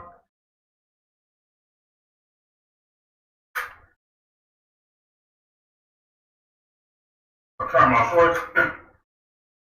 I don't love my videos to death.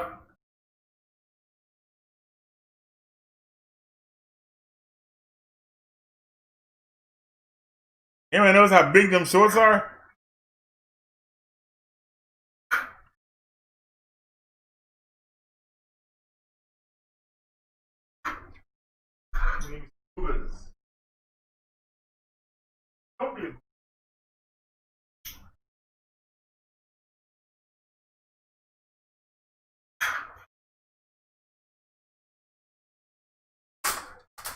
I'm cutting my shorts in pieces, y'all. Y'all see it?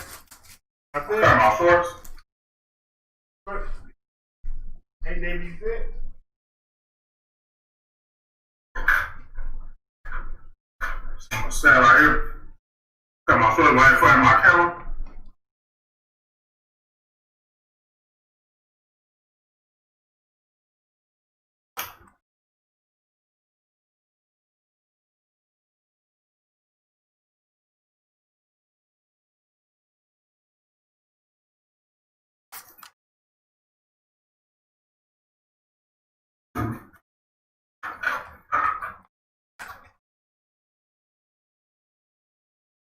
I say how fast I'm doing this. I'm doing it so fast like it's nothing. Y'all see it?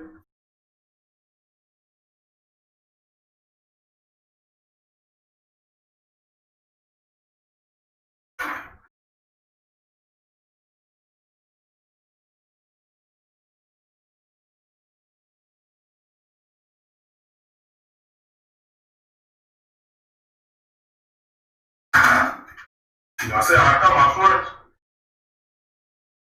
Cut this one.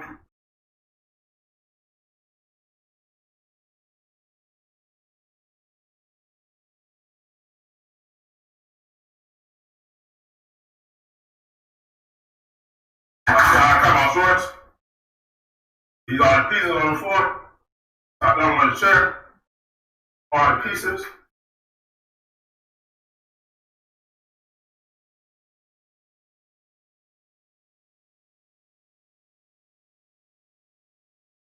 I cut them in straight. I cut my shorts in dreads. Cut this off.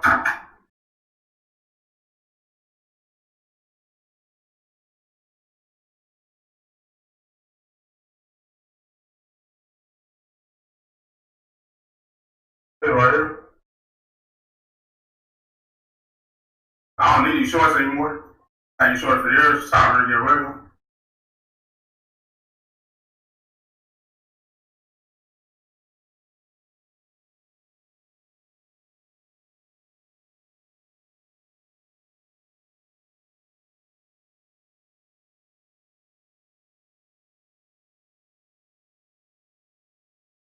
So.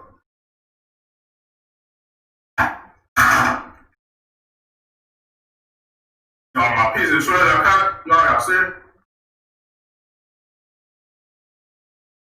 It's all my piece of shredded I do in the store, but don't worry. All right. No, crap. No, do. All right. So earlier he was cutting the tree. Now he's cutting his shorts.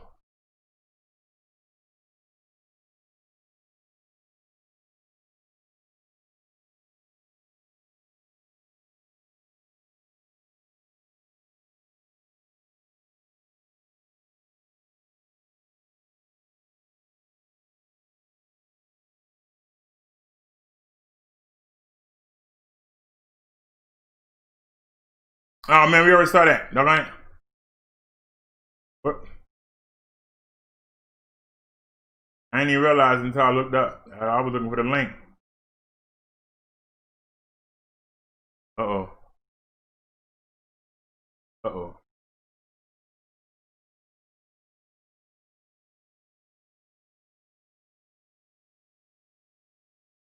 All right, y'all getting some news. We'll have the $5.99 steak special. Gotta see it. Can you say it? Can you say it? Looking to play the lottery becomes a hero, turning the tables on an armed robber in Newton. Lieutenant Dave Tempesta saw the holdup happening from the back of the convenience store, jumped in to stop it. As Julie McDonald shows us, that led to a long struggle and in the end, a grateful store clerk. We'll talk about right place, right time. With the police department right around the corner, the lieutenant is a regular here at the store. He was already there before the crime happened. He's my friend. Lucky my friend. He knocked out, I call him. What happened, my coffee? Newton Corner Mini Mart clerk Charlie Patel is always looking for his favorite customer, Newton Police Lieutenant Dave Tempesta. But he's never been more thankful for a visit than last week. 2 minutes before him. The coffee here, 2 minutes. Just after the lieutenant arrived and stepped toward the back of the store, this happened. An armed man covering his face stepped behind the counter. And I opened the knife. Oh my God. There's something wrong. He's opened the register. Right now, open the register. Knife, big knife. Not noticing the uniformed officer, that suspect began emptying the register. That's when Lieutenant Tempesta pulled out his gun and interrupted. Cops is calling for 911, 911. There was a violent struggle. They wrestled the man to the ground, clearing the counter and knocking shelves. Even other customers came into the store to help.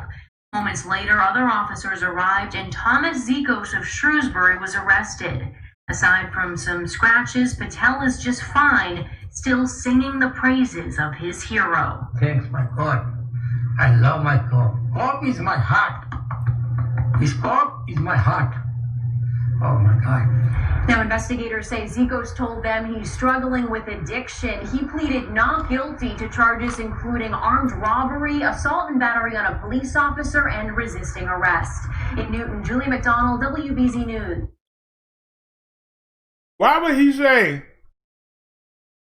he did it because he was on drugs and then plead not guilty? Let that marinate.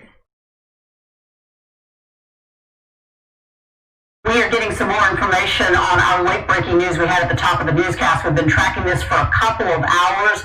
A home in the 25,000 block of Whistling Acres where deputies were called. Yeah, a man barricaded inside that house. Our Daphne Gray has been on the scene for quite some time now. She has the very latest. Daphne. Yes, guys, actually right at 5 o'clock, Sheriff Javier Salazar came out and gave some more updates, and one of the biggest updates is that suspect is in custody. I'll show you what the scene looks like. Again, you will see this whole street is just packed with deputies after deputies, all of them coming in, working to get this situation de-escalated. Now, here's the play-by-play that we were given. It says deputies came to the home after they got a report of a homicide from a neighbor who had called from the residence. It says that he saw that a man in that house had been stabbed several times. The deputies made entry into the location in a tactical style. Then they saw the man. It was, in fact, dead in the front bedroom. He had been dead for some time, according to Sheriff Javier Salazar, ranging anywhere from hours to probably some days. Now, while they were there, they realized that the suspect was still inside of the house and believed that he was armed, so they exited the home, but ended up getting their negotiations and mental health unit right here on the scene, got contact with him, and learned that he was a man in his 20s and that he had some mental health issues. Now, fortunately, they were able to de-escalate the situation, got the man to throw the murder weapon out, which was a knife, said he came out peacefully and was taken into custody. Right now, this entire situation is being handled as a murder scene. Homicide is going to take over. But again, after several hours of this taking place, it was believed that the suspect and the victim were related, and that's what Javier Salazar said, but he doesn't know exactly the extent of their relations. Again, we're going to follow this, figure out more details, and if they become available, we'll be sure to bring that to you. For now, send it back to you guys.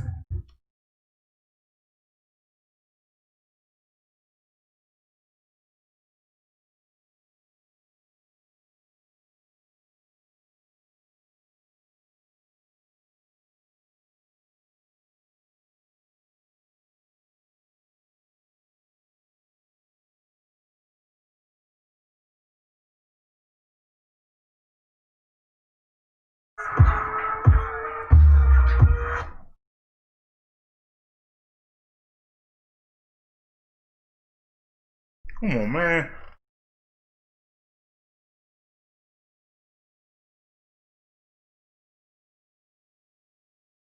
One four vehicles to A11, crossing lane 1 and lane 2, swerving to prevent the vehicle behind from overtaking. How are you gonna stop that? North end, so.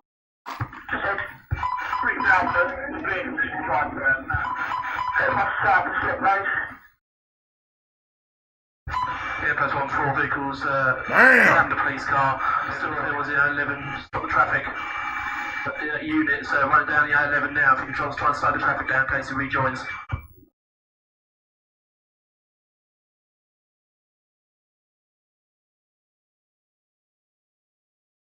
Yeah, still got an officer, you need to get yourself out of sight. If he sees you, he'll go for you, already has done once.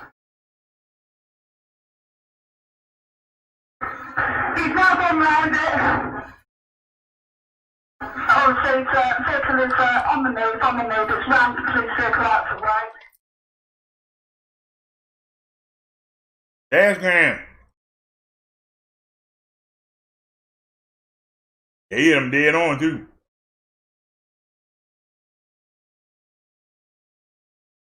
Get that boy dead on.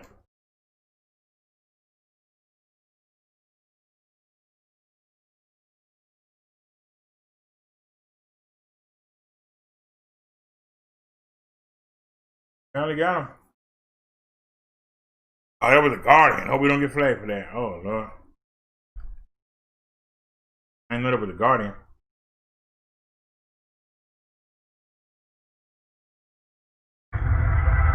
Thank you, Daphne. A date has been set for the resumption of jury selection in the trial of accused cop killer Otis McCain. The trial was put on hold in March due to the pandemic. Paul Venema with that new date and some conditions that are included in the judge's order. Just hours after veteran SAPD Detective Ben Marconi was shot to death execution style as he sat here in his patrol car, police arrested 31-year-old Otis McCain. He was charged with capital murder, and the DA announced they would seek the death penalty. After several delays as jury selection in his trial finally began in March, the pandemic brought everything to a halt. Until today, Judge Ron Ronhell announced jury selection will resume on October 26th. This just seemed to be the right time. The courthouse is slowed with in-person hearings. We can go slow, we can take our time. And that's the plan. Jury selection in a death penalty case normally takes about 5 weeks, since each juror is interviewed individually. Picking this jury will take about 3 times longer than usual. The reason? COVID-19 safety protocol. We're going to make sure that between every juror, everybody that comes in, everything is cleaned in the courtroom, make sure that we follow all the protocols as it relates to safety. Each respective juror will be allowed to share any COVID-related concerns. As for testimony, Ronhell said it will be after the 1st of next year before the first witness takes the stand. Paul Venema, KSAT 12 News.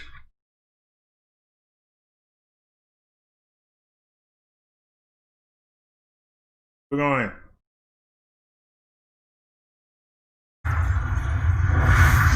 We are continuing to follow that late breaking news we first told you about at 5. Bexar County deputies responding to a call about a homicide in the 25,000 block This of is a follow-up to an earlier Whistling story. Acres in North Bexar County. Eventually, those deputies discovering a man barricaded inside with a body. Were they related? Our Japhanie Gray is at the scene now with what we know so far. Japhanie.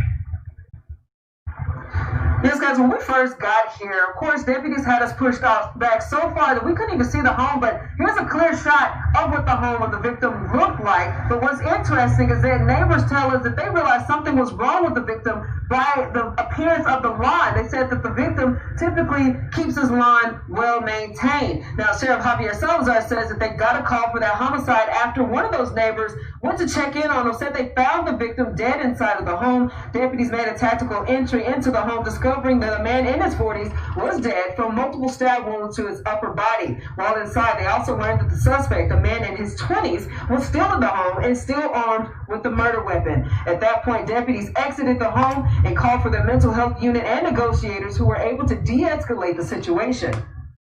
The negotiator did a great job of convincing. They were able to talk to him through an upstairs window, and they were able to convince him to throw the weapon down. All right, we already covered that story. Out and giving himself up. It's just a follow-up, but we already covered the story. We'll watch it again. Let's keep moving. Keep moving.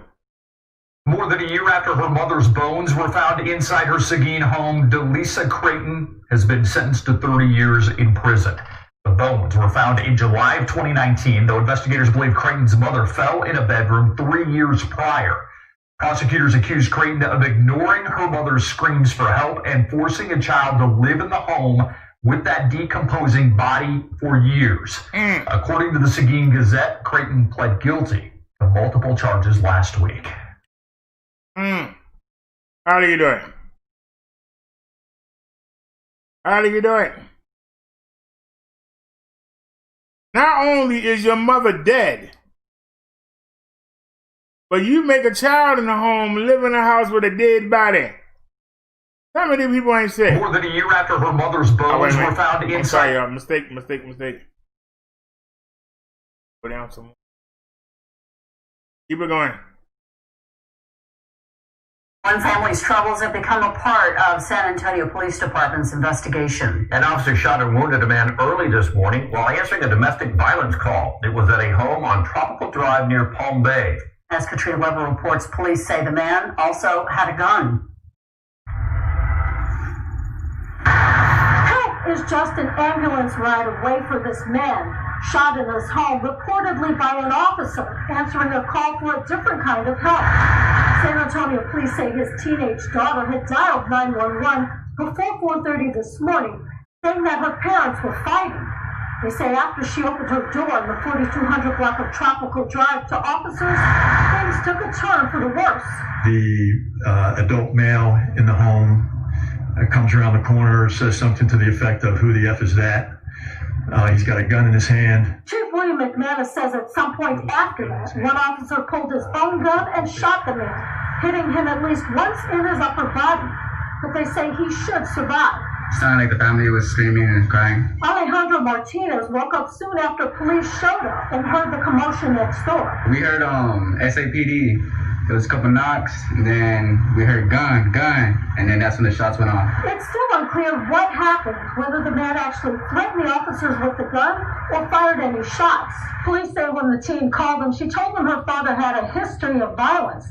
That seems to be news to neighbors who we spoke with, though. They say they never heard or saw any trouble here. That's the first time seeing police here. I know it's like a quiet neighborhood. It's a real quiet neighborhood. At least one home there, though, will be getting a lot of attention from police now as they continue investigating. Katrina Weber, KSAT 12 News.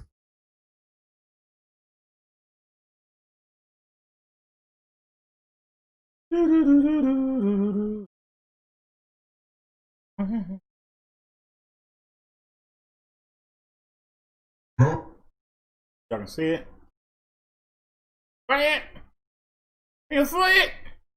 Don't lie. The new coronavirus numbers are getting worse at a bad time. Let's take a look. If you go through the 50-state trend map right now, we bring it up on the screen here. 21 states, orange and red. That means they're trending in the wrong direction. Look at the western half.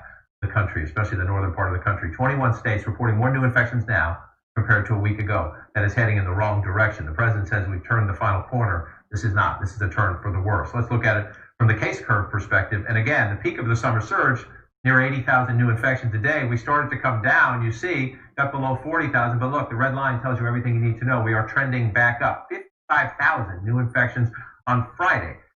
Over 40,000 again on Saturday, and they tend to dip during the weekend, heading in the wrong direction. And then you look at the positivity map. Well, this tells you what's going to happen next week and beyond. And there's some very troubling here. The deeper the color, the higher the percentage of coronavirus tests coming back as positive. 25% in South Dakota, 21% out in Idaho, 18% in Wisconsin, throughout the teens here in the central part of the country, 11 in Texas, still 10 in Florida. Those are bad metrics. More people testing positive, that means more infections as the virus continues to spread. Now, I don't like to look at this from a political perspective, but the president does. You hear him railing against blue states all the time. So let's take a look at this. The red line, states with Republican governors. The blue line, states with Democratic governors. Yes, New York, the Northeast, New England, they went up the curve first. But look, states with Democratic governors have stayed down. It was states with Republican governors that are responsible for those states, the big summer surge. I've been saying that for months. Now going back up. This is cases per 1 million residents. States with Republican governors well ahead. To look at it from a different perspective, if you want to do politics, as the president likes to do, 2016 Trump states versus 2016 Clinton states. Yes, again, New York, New Jersey, California, Washington State, they went through this first. But they've come down, and they've largely stayed down. It is 2016 Trump states, big in the summer surge, came down some, now trending back up. But this is the map we should look at, because we're all Americans, right? Forget the D's, forget the R's. Look at this map, trending in the wrong direction at the wrong time. It's getting cooler. We're in the fall. People are moving indoors. Dr. Anthony Fauci says, be worried. Lowering bad cholesterol can be a never... Was that it? Yeah, that was it.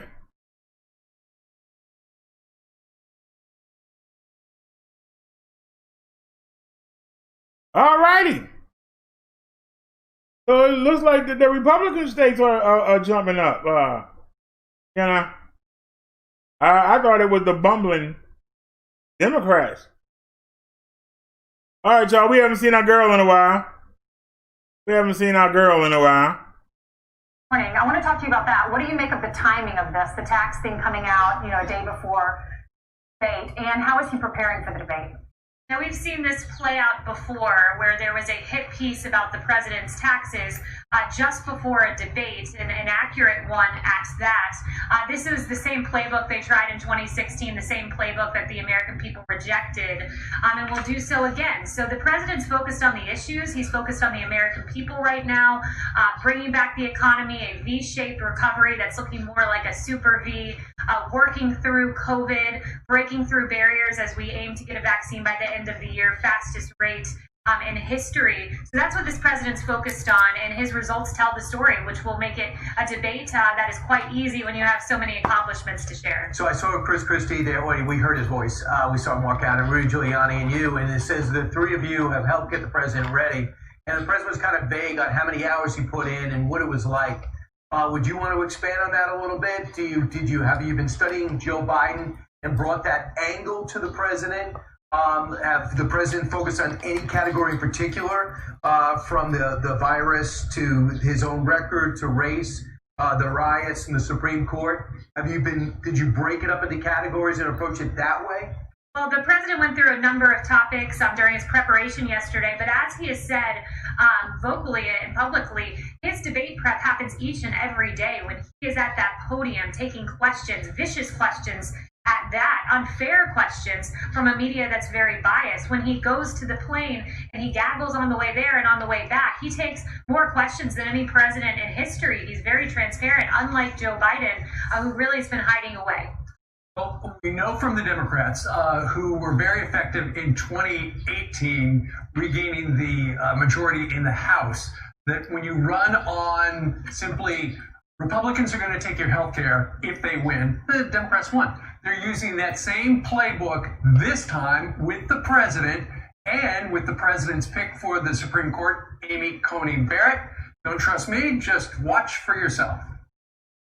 President Trump sees a chance to fulfill his explicit mission, steal away vital protection to the ACA from countless families What I am concerned about is anyone that President Trump would have appointed was there to undo the Affordable Care Act.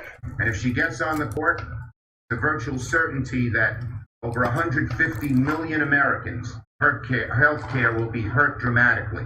It's very clear from her writings, multiple writings, that she will be the vote that takes away health care for millions of Americans. You gotta figure Joe Biden's going to say that. And we know that during the debate prep, the president, according to Axios, has been using flashcards. What are like your 3 bullet points on answering that if she's in, so many people's healthcare is out? Well, let me say this first and disentangle this issue. One, the president would never ask his nominee to prejudge a case. So he would never ask Amy Coney Barrett or any of his nominees to look at a case and tell him how they would come down. That aside, what I can say about the president and healthcare is his record says it all. When you really dig into this, and I understand the Democrats may not be looking at the president's healthcare record because they want to deny this is the healthcare president. They don't want to bring to light what happened with Obamacare. The facts bear out that under Obamacare from 2013 to 2017, premiums were going up. Drug costs were going up. President Trump comes in 2017 on, premiums come down, drug costs come down for the first time in 50 years. And you had healthcare monopolies in a lot of these states, these exchanges, with one single Obamacare plan. President Trump has expanded choice, and he's done this by dismantling Obamacare, bringing us better, more affordable healthcare. I want to ask you about this writer for Vanity Fair. This is what she tweeted out. She said, talking about Amy Coney Barrett.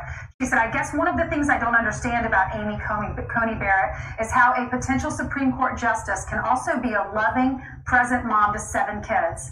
Is this like the Kardashians stuffing nannies in the closet and pretending that they have drawn their own baths for their children? You know, I don't know about you, Kaylee, but most of us work not only because we love our jobs, but we have to. We have to put food on the table and provide a roof over the heads for our children. And is she suggesting that you can't be a professional woman and an effective mother? Yes, she is. What a disgusting attack on working moms all across this country.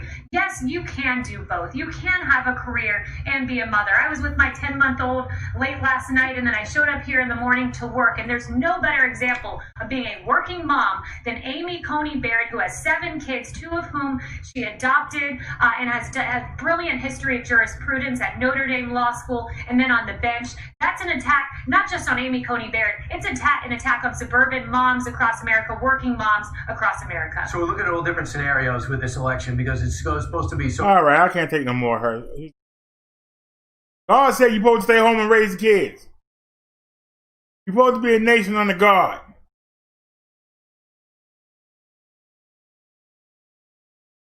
Cut the crap.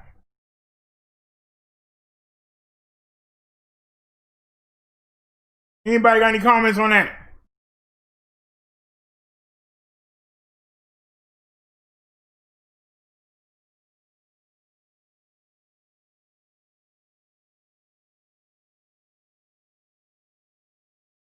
The lady that wrote that Twitter article, I don't know who she is. All I can do is go by what she said. And what she said was the truth. That woman got 7 kids. And she worrying about going to work on the Supreme Court instead of worrying about raising her 7 daggone kids. While she's sequestered in the court, who's going to be home with the kids? Who's going to be raising her? Supreme Court is a job for life. So she's going to be sequestered with them other justices. Who's going to raise the children? That lady raised a good point.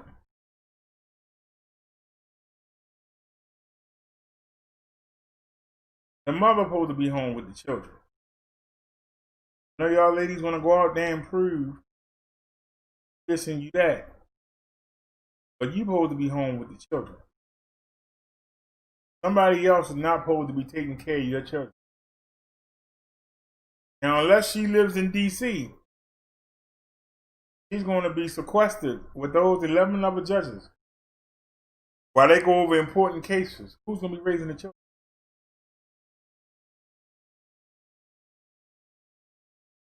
That's a very good question, lady asked. Why nobody don't want to answer it? Who supposed to raise the children?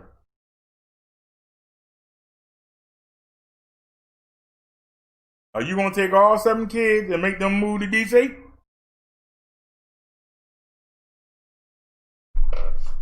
They have to give up their lives, their schools, their friends, so mom can be on the Supreme Court.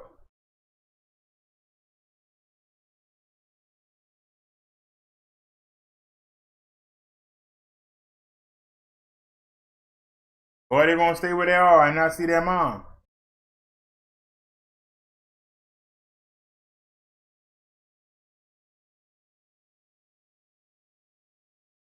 You have to put children in daycare, you shouldn't have them. It ain't somebody else's responsibility or job to raise your kids. Not. And if you can't raise them, you shouldn't have them. Oh, it's my body if I want to have kids. Then that's selfish, because if you want to have kids, you're supposed to give them the best. And God said the best thing to do is for them women to be home with the kids. And if you say otherwise, you telling God he don't know what he talking about. Then you using your selfish desires and you're going against the will of God and you're following the lead of the devil.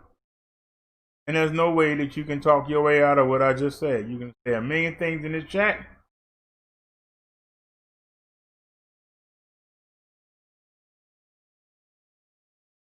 God says the man goes out and works and the woman stays home and raising the kids. If you don't want to raise no kids, then she shouldn't have any.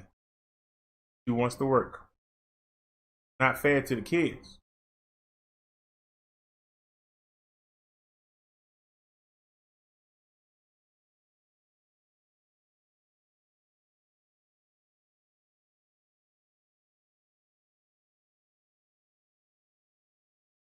Even in this pandemic, if every woman that had kids, that had school-age kids, if they went back and stayed in the home, we wouldn't be able to cover all the jobs.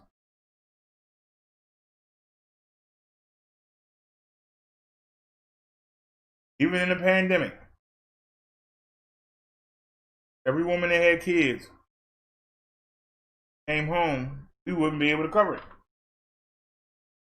There ain't enough manpower.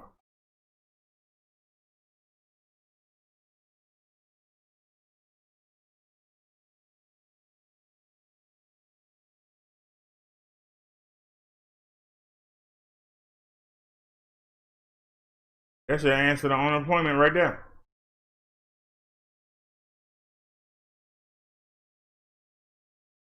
Women getting married to a man that can go out and work, there ain't no need for her to be working. But isn't that what God said to do? Isn't it amazing how they work out so well? We got 7,361,611 CV cases in the United States. We got 209,808 people dead. Cases that had an outcome, 4,819,444. 4,609,636. 96% have recovered or discharged. Those that didn't make it, 209,808, 4%. So we've got now recovery rate down to 4%. So that's good. All right, it's at the 12, so we gotta go back to the cases we said. California today, 3,166 new cases. They lost 34 people. Texas picked up 4,085. They lost 62. Hey, look at Florida, y'all. Florida only picked up 738. They lost 10. New York City picked up 996. They lost 14. Georgia picked up 596. They lost 15. Illinois picked up 1,709. They lost 13. Arizona picked up 273. They lost 1. North Carolina picked up 868. They lost 4.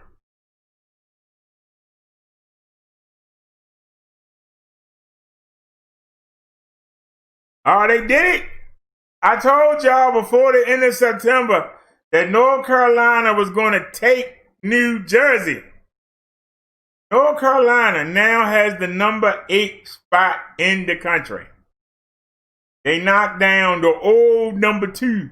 The old number 2 is now number 9. The old number 2 is now number 9. North Carolina, 208,248 total cases. New Jersey, 207,977. North Carolina picked up 868, lost 4. New Jersey picked up 727 and lost 4. Tennessee picked up 737. They lost 12. Louisiana picked up 240, lost 15. Pennsylvania picked up 875 and they lost 1. Alabama, 616, no losses. Ohio, 934, 4 losses. Virginia, 449, 13 losses. South Carolina, 568, 11 losses. Michigan, what up, though? 1,329 new cases, they lost 7. Massachusetts, 430, lost 11. Missouri, 924, they lost 14. My state of Maryland, my itty bitty state of Maryland. We picked up 477 new cases, we lost 3. Thank God I ain't one. Ooh-wee, Indiana, hot on our trail. They picked up 872, they lost 11. Wisconsin picked up 1,726, they lost 2. Minnesota picked up 904, they lost 7. M-I, crooked letter, I, crooked letter, I, humpback, I. Mississippi picked up 190 and lost 2. Washington picked up 800 and lost 3. Iowa, 461, lost 6. Oklahoma, 861 and they lost 1. Arkansas, 807, they lost 21. Nevada, 463, no losses. Utah, 827, no losses. Colorado, 411, 3 losses. Kentucky, 448, 5 losses. Kansas, 1,571, 1 loss. Connecticut, 560, 2 losses. Nebraska, 515, 2 losses. Idaho, 422, no losses. Oregon, 174, no losses. New Mexico, 141, 3 losses. Rhode Island, 243, 3 losses. South Dakota, 197, no losses. North Dakota, 259, 3 losses. Delaware, 129, they lost 1. West Virginia, 164, they lost 3. District of Columbia, 14, no losses. Montana, 306, they lost 1.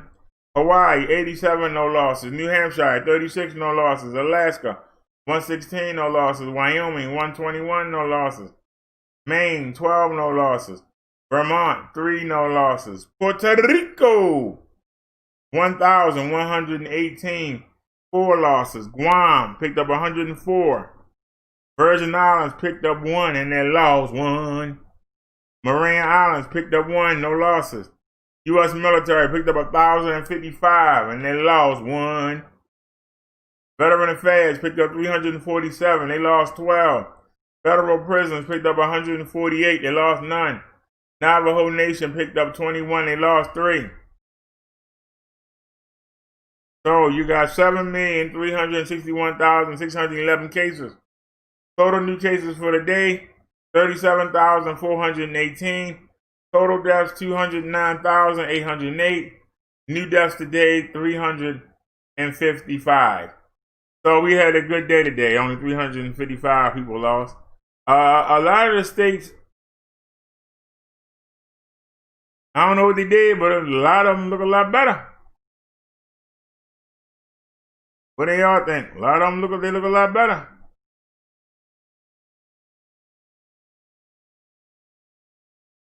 It still says that this audio has more than 2 channels. That's right, because we broadcasting in 5.1. If y'all got a stereo system, hook it up. Hook it up.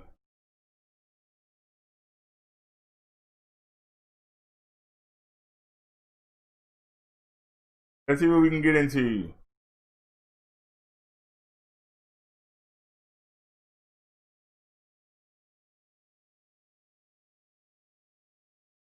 What? All right, y'all check this out real quick. Coffee. Yes, Trump. Make sure we can see it here. Yeah.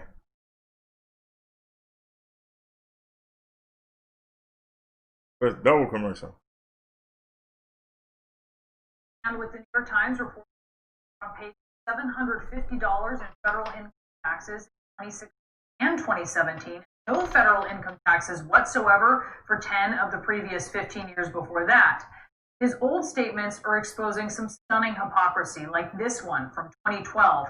Trump blasting the American people, saying, quote, half of Americans don't pay income tax despite crippling government debt. Mind you, average tax filer pays $12,000 a year, considerably more than the president has. Later that year, Trump attacked President Obama. He said, quote, Barack Obama, who wants to raise all our taxes, only pays 20.5% on $790K salary. Do as I say, not as I do. That year, Obama paid more than $160,000 federal taxes. And in another attack on Obama, Trump says, quote, have we ever had a POTUS before Barack Obama who earned over 1/3 of his income from foreign sources and paid taxes to another country? Times reporting that as president, Trump has received more money from foreign sources than previously known. Trump also attacked billionaire Jeff Bezos multiple times. He accused him of using business losses at the Washington Post as a tax shelter to screw the public, essentially. According to the Times, Trump took huge deductions, $70,000 to take care of his hair, and also appeared to write off hundreds of thousands of dollars paying his daughter Ivanka as a consultant to the Trump Organization, as an employee of the Trump Organization. And then there's this, Trump bragging that will pay more taxes in 1 year than you pay in your entire life. Again, while paying no taxes for 10 of 15 years. And he is flexing here. He's posing next to a tall stack of papers with the caption, signing a recent tax return. Isn't this ridiculous? President Trump is denying the New York Times report, calling it fake news. Joining me now, journalist and CNN political analyst Carl Bernstein with us. And Carl, just give us your reaction to what's really a bombshell report here. This is really the smoking gun, a pervasively criminal president. We have a president of the United States who is a grifter. His family are grifters. And this is the definitive evidence of it. But more grievous and grotesque and dangerous are the national security implications of the New York Times report. I think you have to go back to a statement by Eric Trump a while back that said, well, son of the president, well, we don't rely on American banks. We have all the funding we need out of Russia. This once again points to the president's foreign entanglements for his own political purposes and his own financial good. This is an unraveling that we now need to do in the press and the Congress of the United States to find out just how great a national security threat to this country our president is, particularly in his dealings with Putin, with Erdogan of Turkey. But this report in the Times shows is...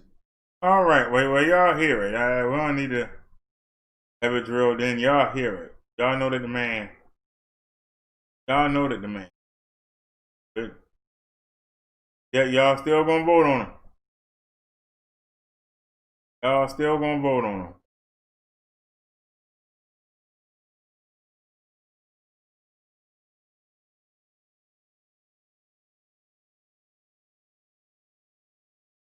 I don't know if they're gonna flag us.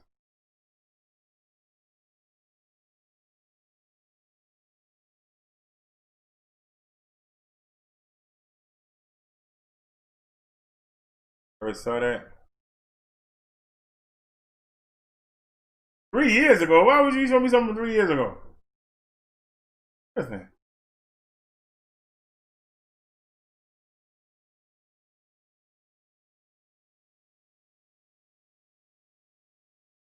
Seven months ago.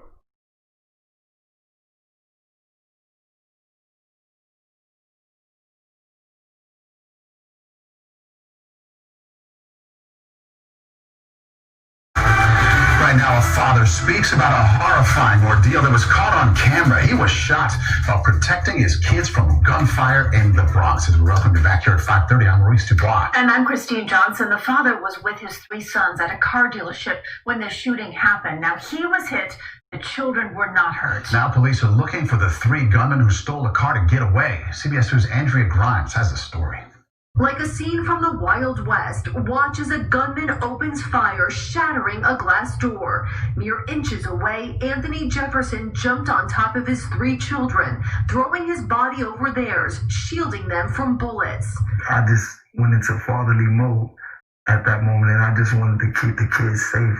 Jefferson spoke with Inside Edition about the terrifying ordeal at On the Road Automotive Group on Boston Road in the Eastchester section of the Bronx.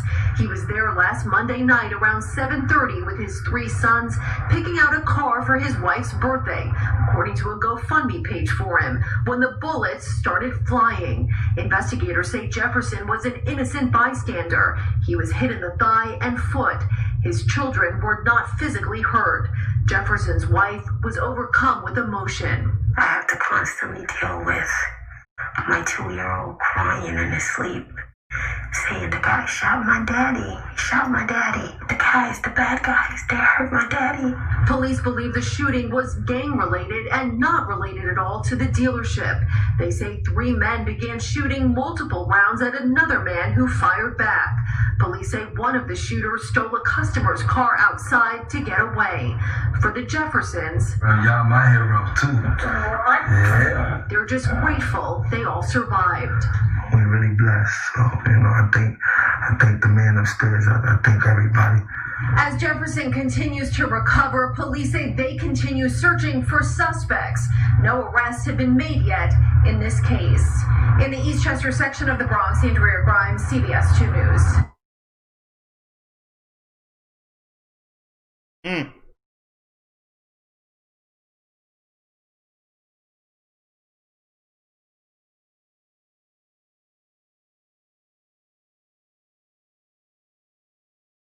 Man, always lying. Let's get in the benefit of the doubt. Let's see what this weed got to say. Hello.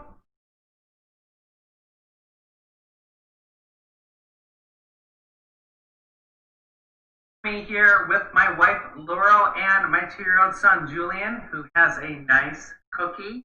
Tell them about your cookie. So, for those of you guys that want to see, my wife and my son Julian will be joining me at the end of this video. And you can tell them what you did today. Yeah, you want to tell them what you did today?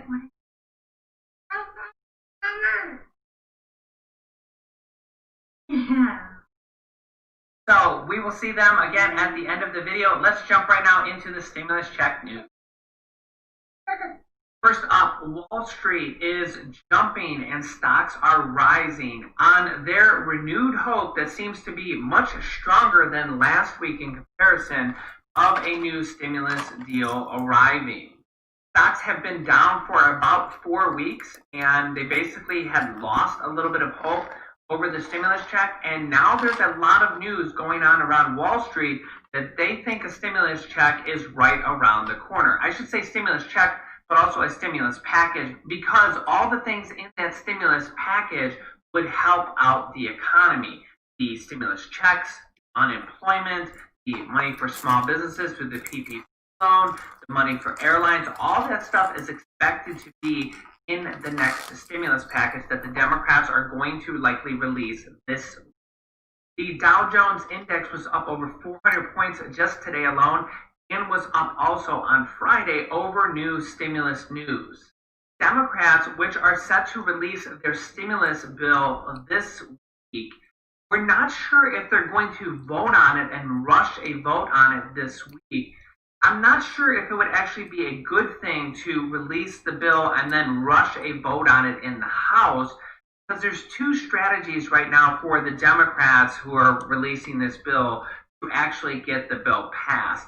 The first strategy is to release the bill and then vote on it in the House and then get the White House's approval. I think it would be a big mistake if they do what they've done in the past and what the Republicans have done also, is release a bill, vote on it in the House, or when the Republicans did it, vote on it in the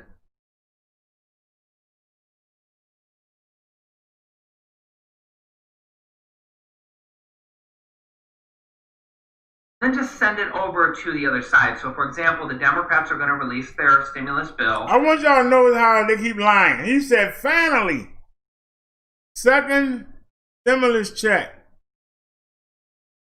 Finally means we got it. So he should be able to tell us when we're going to get it. He ain't talking about that. Keep lying.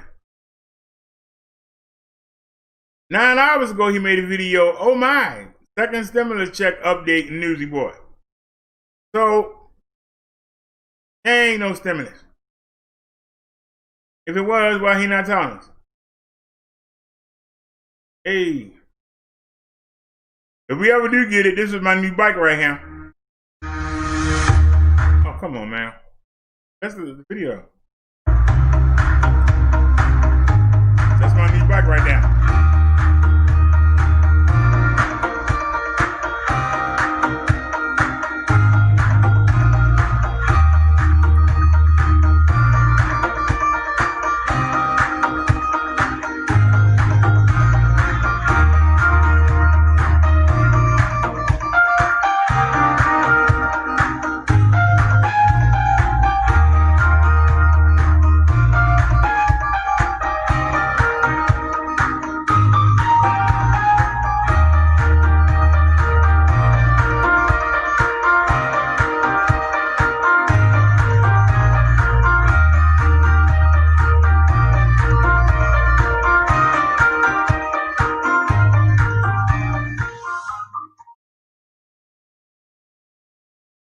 That is my next bike right there. It's called the Fido L2. Cancel. I hit cancel. You still want to do it? I hit cancel.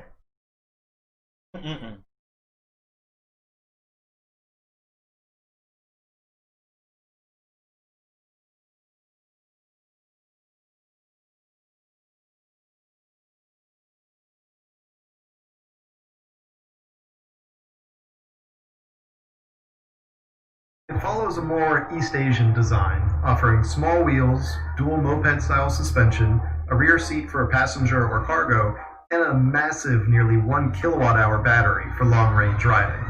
Hey everyone, Micah here with Electric, and today we're reviewing the Fido L2 electric bike. It's an awesome e-bike, and you're going to want to check this one out. Let's start with the tech specs like usual. We're rocking a 350 watt continuous motor in the rear wheel, but it feels a lot stronger than that. The bike runs on a 48 volt electrical system, so I'd expect this to be at least 500 real world watts coming from that rear hub motor. The hill climbing performance is good enough to pretty much guarantee that we're looking at more than 350 watts here. The wheels are small at 14 inches, but that also translates into better torque from the rear hub motor. There's only a single gear, no multi-speed transmission, but it seems like Fido did a good job with a compromise on the gear ratio, where you can still actually pedal at higher speeds while also feeling comfortable pedaling during slower hill climbs. You can also pop that seat up higher than I have it here, but since I ride mostly with throttle only, I usually keep the seat a bit lower, where I find it more comfortable having a lower center of gravity.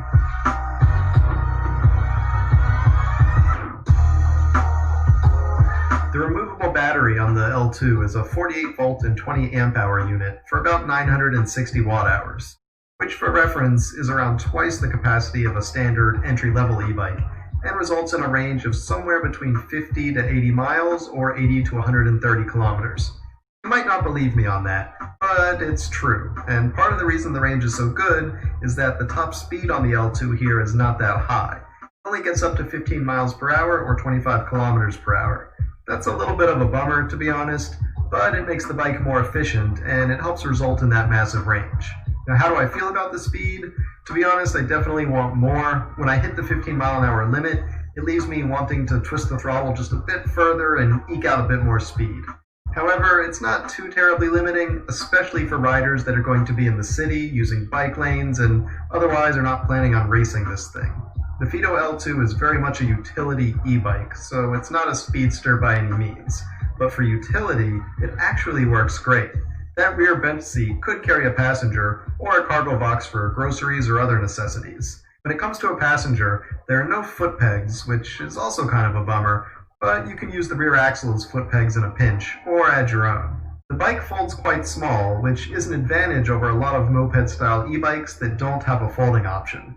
There are also built-in lights in the front and the rear that run off the battery. There's an electrical horn, there are disc brakes, and don't forget about that front and rear suspension. Basically, this is a very nice little e-bike with decent power and super long range, all for an incredibly affordable $729 from Amazon. And I'll put a link in the description below this video so you can find this model. Now, I'm not going to sit here and tell you this is the best bike in the world, because it certainly is not. But for $729, the build quality and the utility are both surprisingly good. I would have loved to see some nicer brakes and better quality plastic parts, like the fenders and the folding pedals, but I also have to be realistic.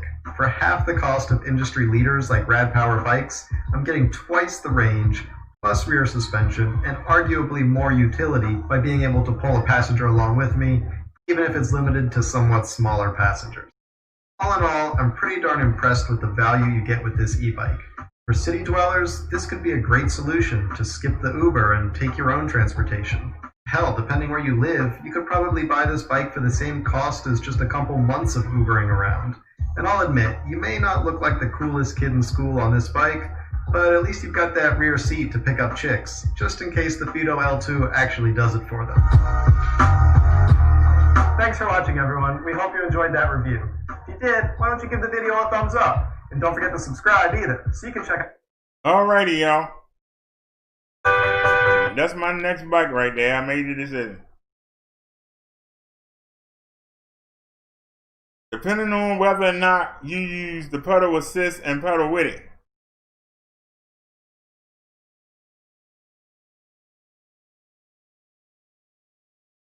you can get up to 45 to 71 miles. Y'all see how big that battery is? That's a 48 volt.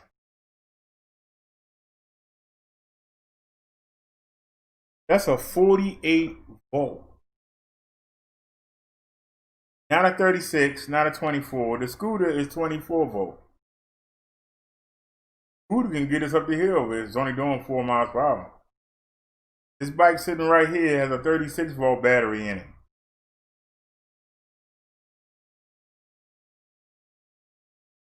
It has a 250 watt motor. One I'm going to get has a 350, but it can max out to 500 watt. And it has a 48 volt battery. So it's stronger, and it got a battery that's 48 volt, 20 amp. This is a 36 volt. I think it's a 4 or 5 amp. Maybe 6 amp. Don't question me. But 20 versus 6 amps, that's power. And instead of having a 12-inch back wheel and a 14-inch front wheel, both of them will be 14. And the bike is foldable. So I can fold it down and put it in the trunk of a cab if needed. That bike, only the handle folds down.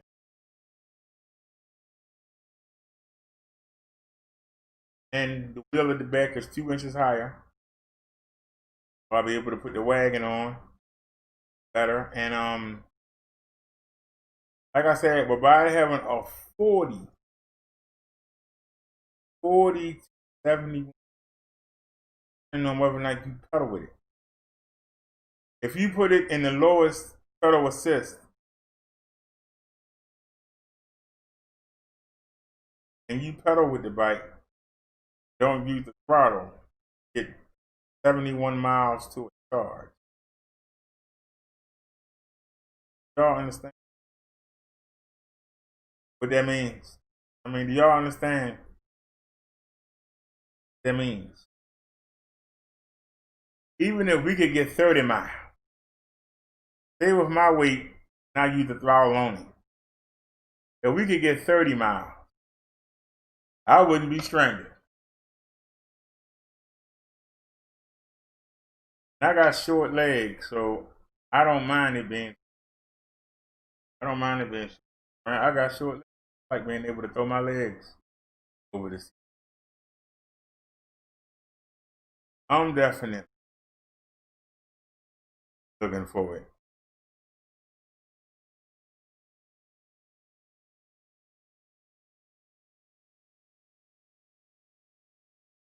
If Senate Democrats ever get themselves together, I'll be looking forward to that. And we'll be having some nice little ride. We'll be having a good old time riding around. We can get a 30-mile radius. They said 50, 70. I said 30. That's 15 miles each way. Now, would I like something faster? Yes, but let's be economical. Because we're only talking the difference between 15 and 18 or 15 and 20. Would you rather go 5 miles faster, or would you rather go 25 miles longer? Because the other one that I wanted, it had a 21-mile range. And it went 15, it goes 18 miles per hour. So it's 3 miles faster, but you get half the range. So look cooler and have it be half the range. Because I look cooler when it be in. The other bike had the suspension also. I think you got 25 miles. But it can go 19 miles an hour. But once again, would you rather have, it's at 50 to 71. You can go 50 miles? Now with my weight,